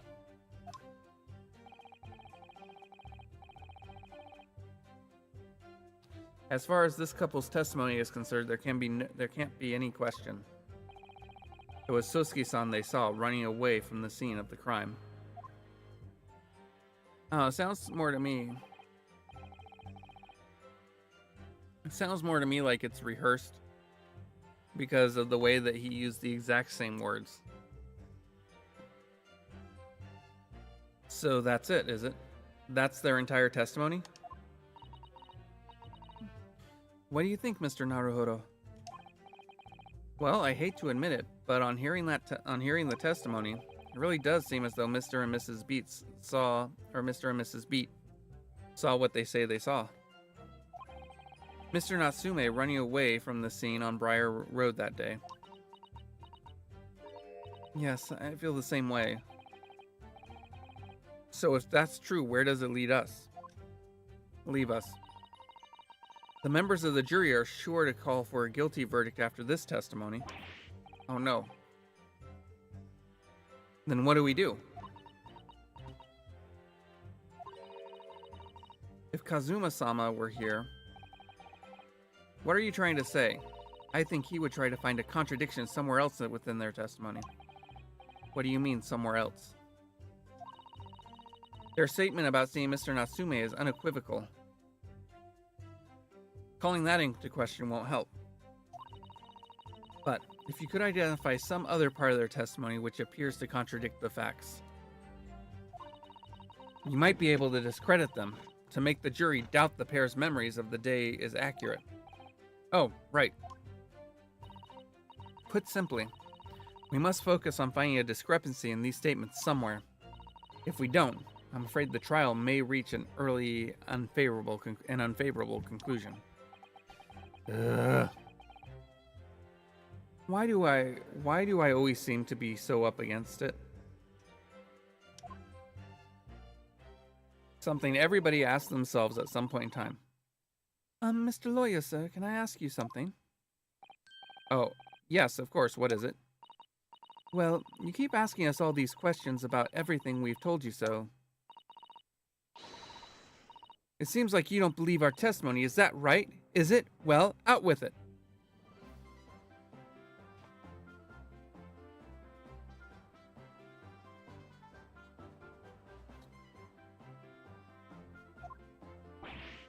What? No, no, no. Oh, no, it's really not that at all.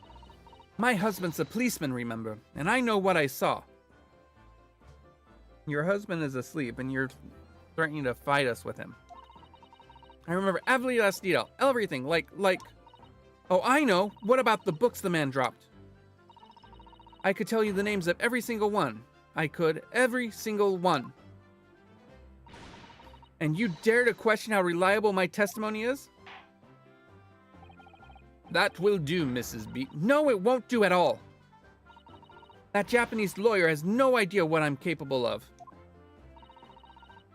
Even if I decide to forgive him for insulting us, I don't think for a minute that Rolly will. I really don't mean to cause offense. Please put your husband's fist down. I want to hear the titles of the books. Raise your hand if you want to hear the titles of the books. Perhaps you would like the opportunity to supplement your testimony, Mrs. Beat. Might that appease you? Oh, thank you, my lord. That would settle things nicely. Wouldn't it, darling? Yoink. 3, 2, 1, yoink. Oh, no, no, no.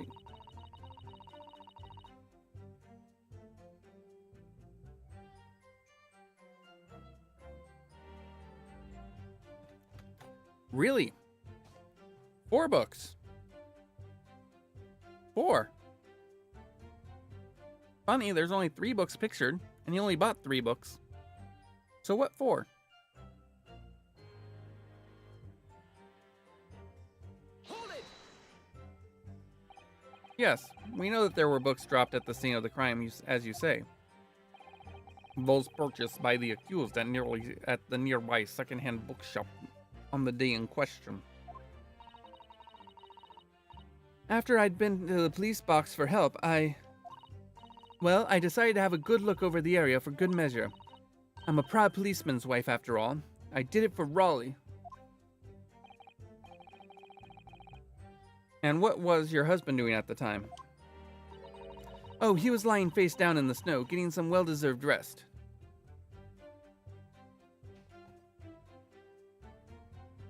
Really? He works ever so hard, you know. Ever so hard. Don't you, my darling?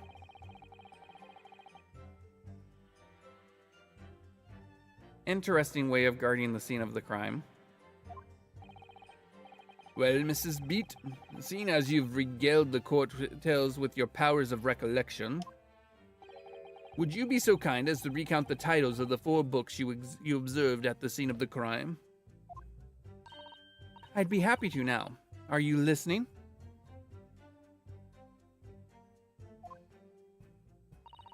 There was the picture of Monsieur somebody or rather. What's it yearnings? Okay, let's see. Let's take a look at the receipt. The picture of Monsieur Lecoq. Canterbury yearnings.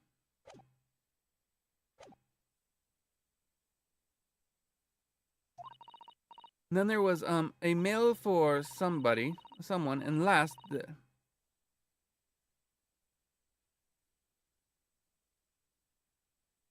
wow. This power of recollection. And the last one was definitely the thingamy's something.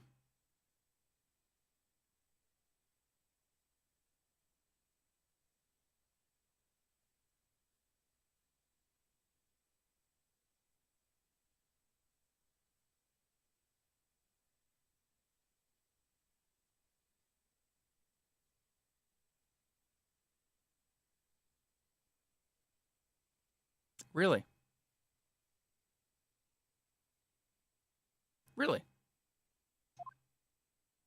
Such amazing recollection. You see? Yes, I see there are 1 or 2 holes in your memory. Oh, well, they were all along those lines, I'm quite sure. There were indeed books found at the scene with the titles along those lines, as you put it. Well, what did I tell you? So I think it's very mean the way you've been implying that my testimony can't be trusted.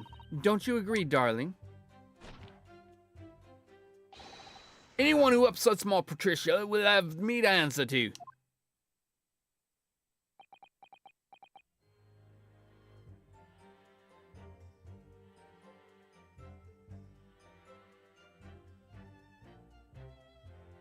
Why is he in court with a firearm? Terrifying.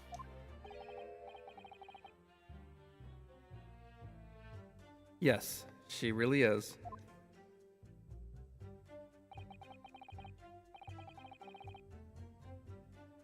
So that's it.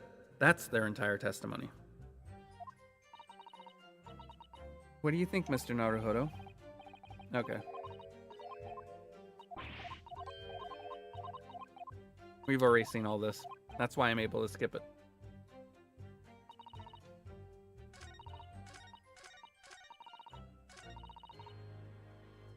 But what I can also do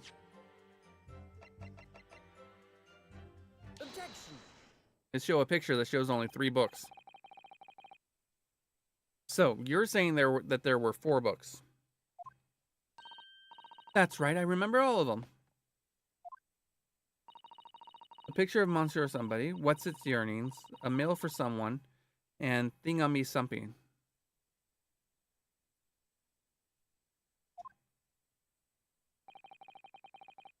I'm sorry, Mrs. Beat. But there is a fundamental flaw in that statement of yours. Oh no. What flaw?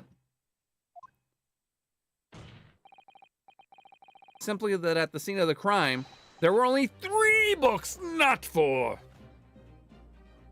Bit extreme. I got really close to my camera. Or not my camera, but my monitor. Maybe I shouldn't do that. Last thing I need to do is kill my monitor. Don't you think? What? Have a good look at this photographic print of the scene of the crime. As you can clearly see, there are only 3 books. But no, that can't be. I saw them. Oh, I know what it is. Yes, you can't fool me. Sorry. That's the big old lump of a dead body. The lady's so large, her corpse is blocking the view of the 4th book. That's it. That's all.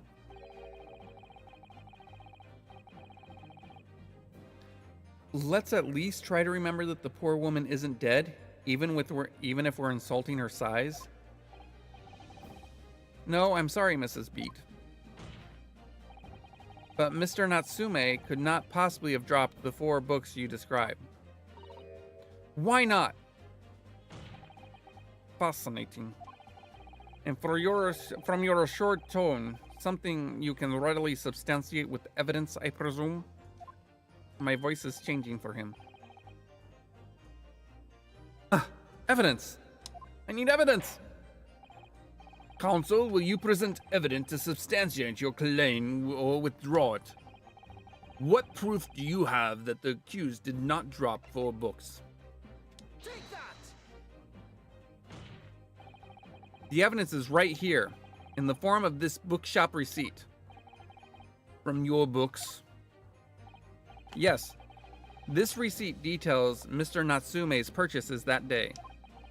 But as you can see, only 3 books are listed. No!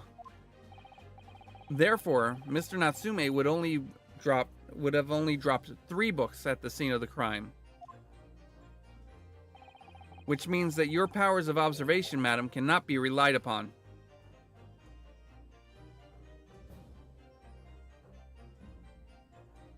Or, there was a 4th book, and it was removed.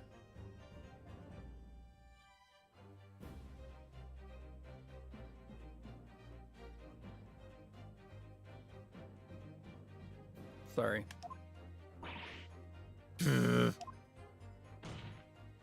That's how my brain goes sometimes.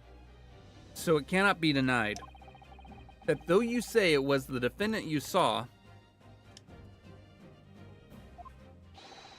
you could very well be mistaken.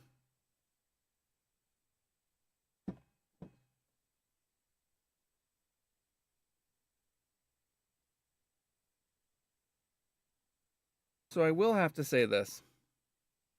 There is also a flaw in his thinking. Because it's possible that the victim was carrying the fourth book. Wouldn't you agree? Oh no! Oh no! Oh no! Oh no! No! Objection!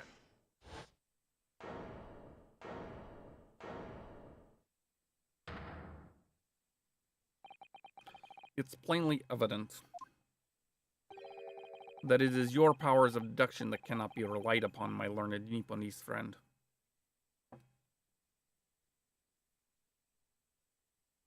Are you talking about powers of deduction, or are you talking about powers of inference?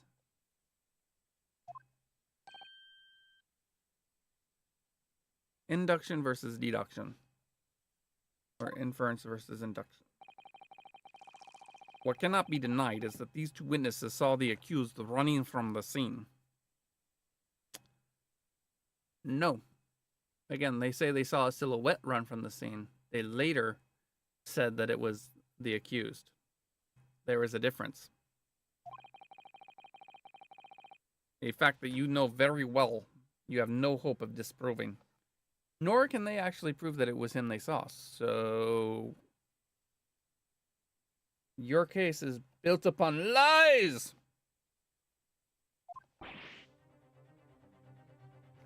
Ah! Actually, my question is this. Which way did the accused run? Towards the east side of the street or towards the west side of the street?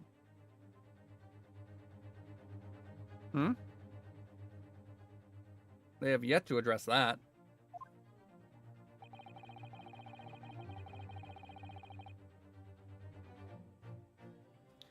That's not really an inconsequential discrepancy, though. Oh, whoops. I didn't actually read that. So you've striven to avert attention from that dint of some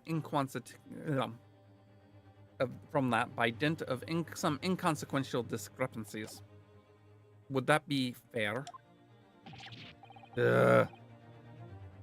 Sees right through me. But your plan is somewhat recoiled against you.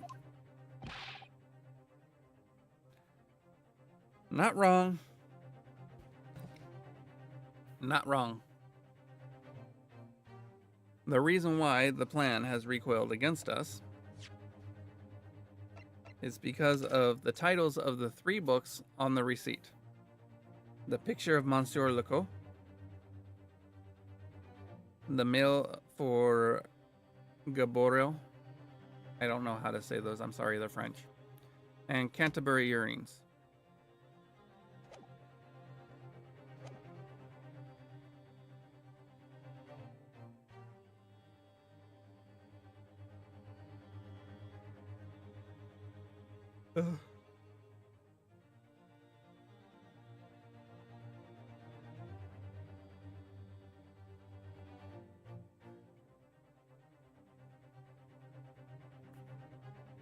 The fact that those 3 titles match the 3 of the 4 titles that she said is in and of itself suggestive that it was indeed Natsume, Susuki Natsume, who was the attacker.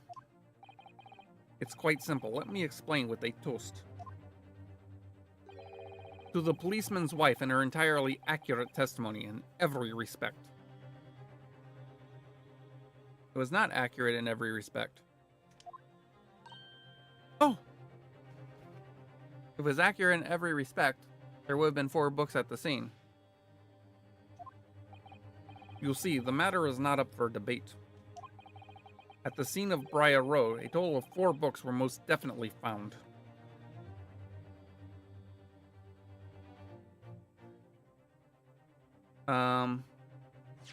Really?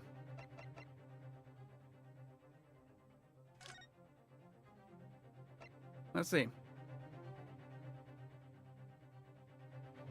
There's no mention of the books there. The picture only shows 3.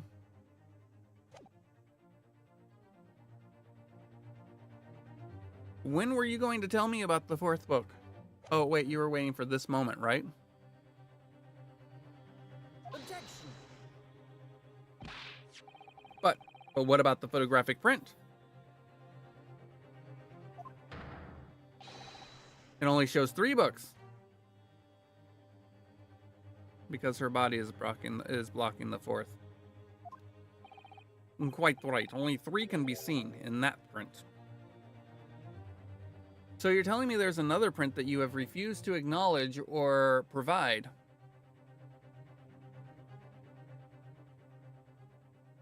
This would be declared a mistrial at this point. I think. I mean, it would have been declared a mistrial as soon as it was discovered that one of the jurors had prior experience with one of the attorneys, and one of the jurors was in some way related to the lodgings of the accused. That print? You mean to say?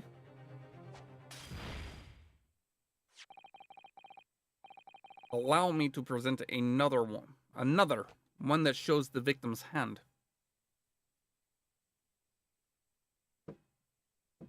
Uh-huh. Why was this one excluded from your evidence? Why is it burnt?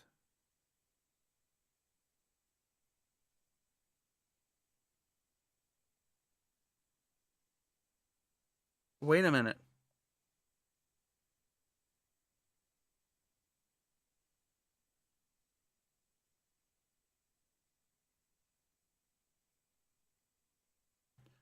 I know why it's burnt. Do you know why it's burnt?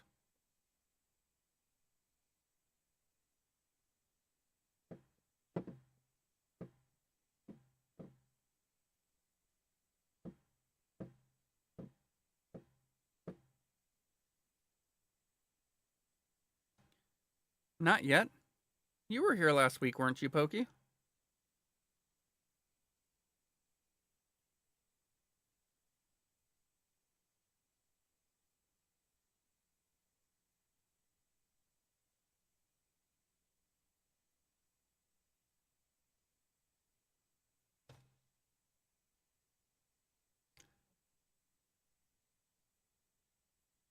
So, just because I have all the numbers doesn't mean I know how to add them up.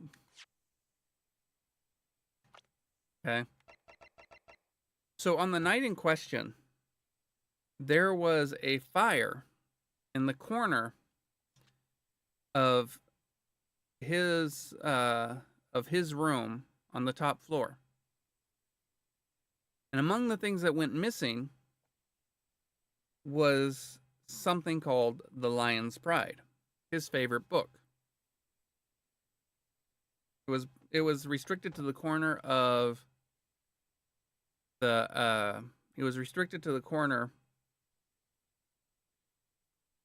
of the brain fart. It was restricted to the corner of his part where he had a bookcase.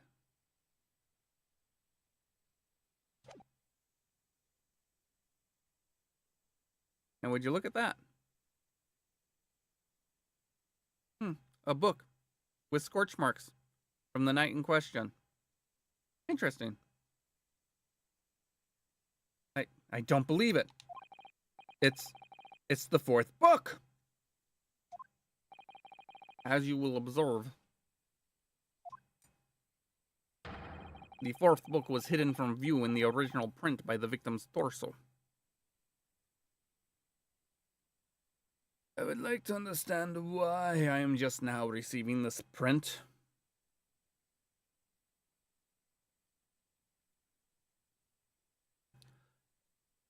I really don't understand how this legal system lasts.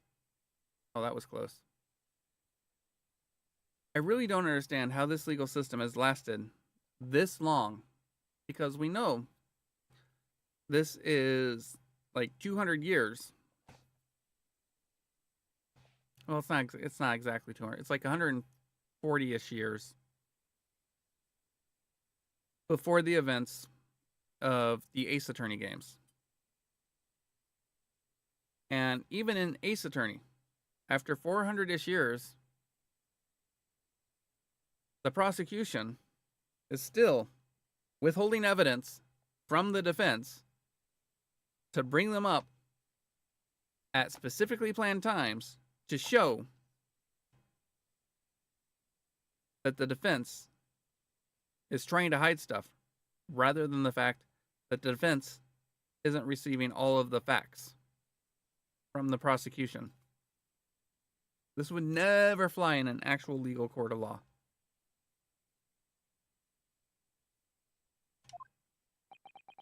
No. No!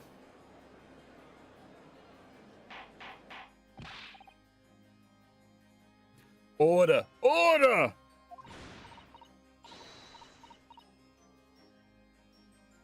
There! You see? You see? Look at that! Look at that! I'm sorry. I'm just losing my voices. Yes. It's just like I said, isn't it, my darling? Yes, sir. Patricia's always right, sir. Let us study the receipt for the books purchased by the accused on that day, on the day in question. Miss Beat, the titles once again, if you please. Oh yes, of course. The picture of Monsieur somebody or other. The picture of Monsieur Lecoq. What's it, yearnings? Canterbury yearnings. A mail for someone. A meal for unpronounceable, in fact.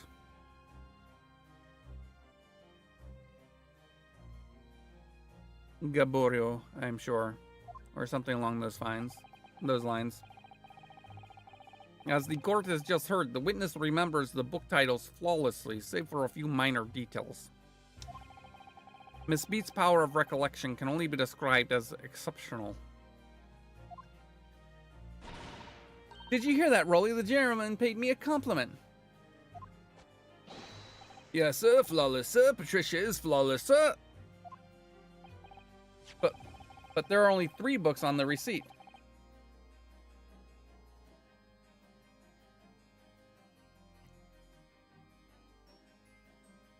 And Mrs. Beat mentioned 4. There's nothing surprising about that. Clearly, the 4th book is that which is shown in this photographic print. I'm sorry, Counselor, but it does. But does that seem odd? Does that not seem odd? Why should the 4th book be omitted from the receipt? Wait, what? I'm sorry, Counsel, but does that not seem odd? Oh. It's not odd at all, my lord.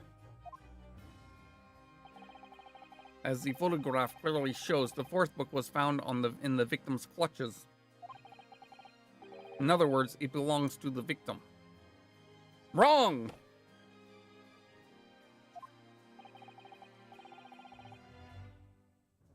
The victim was holding her own book? In the world of technology, that would be odd. In the world of this day and age, not at all. I wonder what became of that 4th book. Obviously, it wasn't overlooked by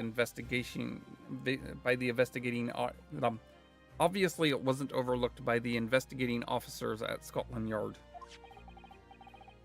I have it here as evidence. Of course. You will submit that and the aforementioned photographic print to the court, please, counsel. My pleasure, my lord. The second crime scene photograph has been entered into the court record. The fourth book has been entered into the court record. Can I get the other 4 books entered into the court record? I'd like to examine them too. The prosecution rests. Well, I mean, Gee, look at that lovely scorched mark. Oh, look at this. The book has been badly burnt. You're right. You'd never be able to read it in this state, especially not the latter pages. What a terrible waste. Judging from the scorched edges of the paper, I think the damage must have occurred very recently. A book, recently damaged by fire.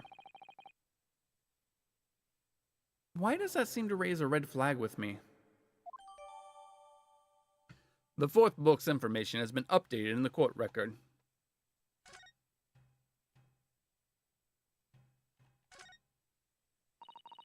Let me see. It's a book entitled The Lion's Pride. I'm afraid I don't know any English literature at all. So it wouldn't be something I've heard. Wait a minute. The Lion's Pride? That's strange. I think I have heard of a book by that name before. And very recently, too. It's a title I recognize too, Mr. Naruhodo.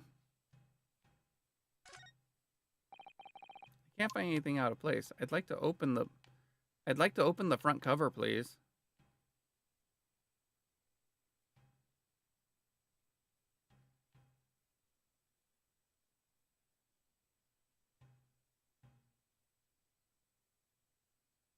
Can I please open the front? Oh, I need to move the mouse. How long has the mouse been there?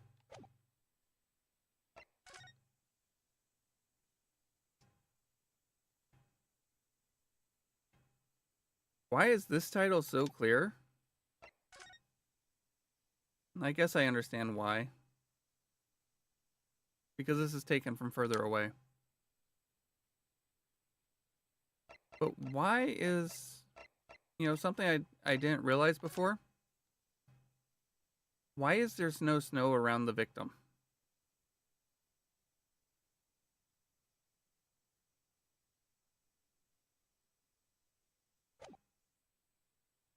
Why is the area around the victim so clear of snow?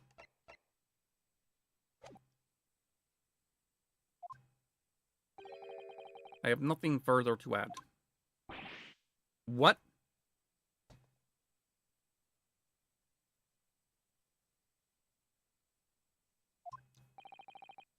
You seem surprised, my learned friend.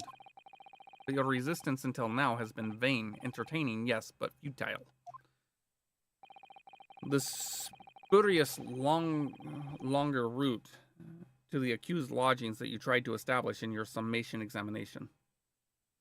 Except for we already established that is the most probable route that they took. You're just making assumptions. All right, I need to do a quick BRB. Give me a few minutes, and I appreciate everybody's patience.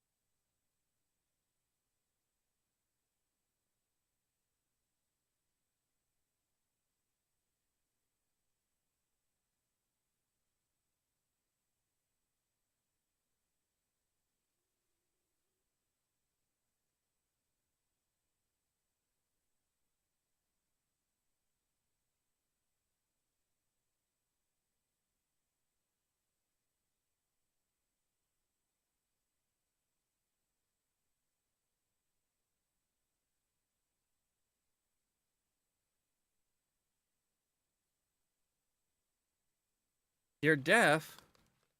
What? What do you mean you're deaf, Boki? You're not deaf, are you? Give me a moment. I just need to open up this. It's Visual Novel Day. Oh, I'm not. No, there's just no audio here.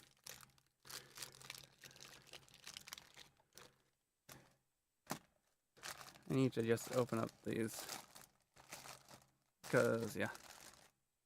Although, I am going to probably switch games after this turnabout because my throat is getting really sore.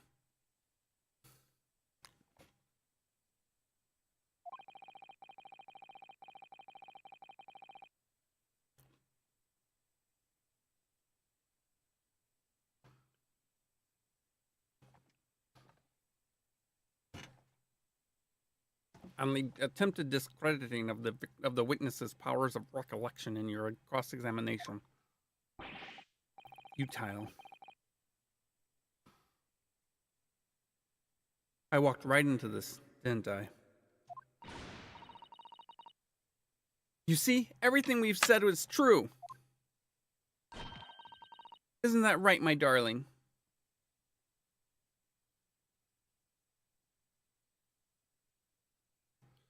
You know what to? Or do you want me to suggest a Steam Next Fest demo? I'm probably gonna switch over to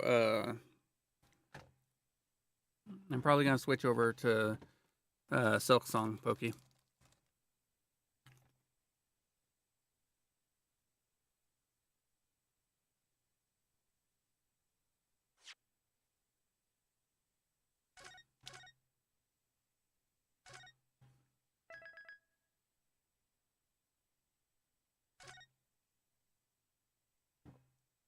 All right, so let me go on ahead and get out of this now that I've saved.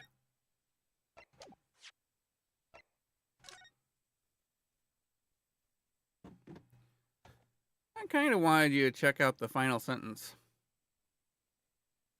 Maybe next time. But for now, I'm going to end my YouTube stream so I can start a new one.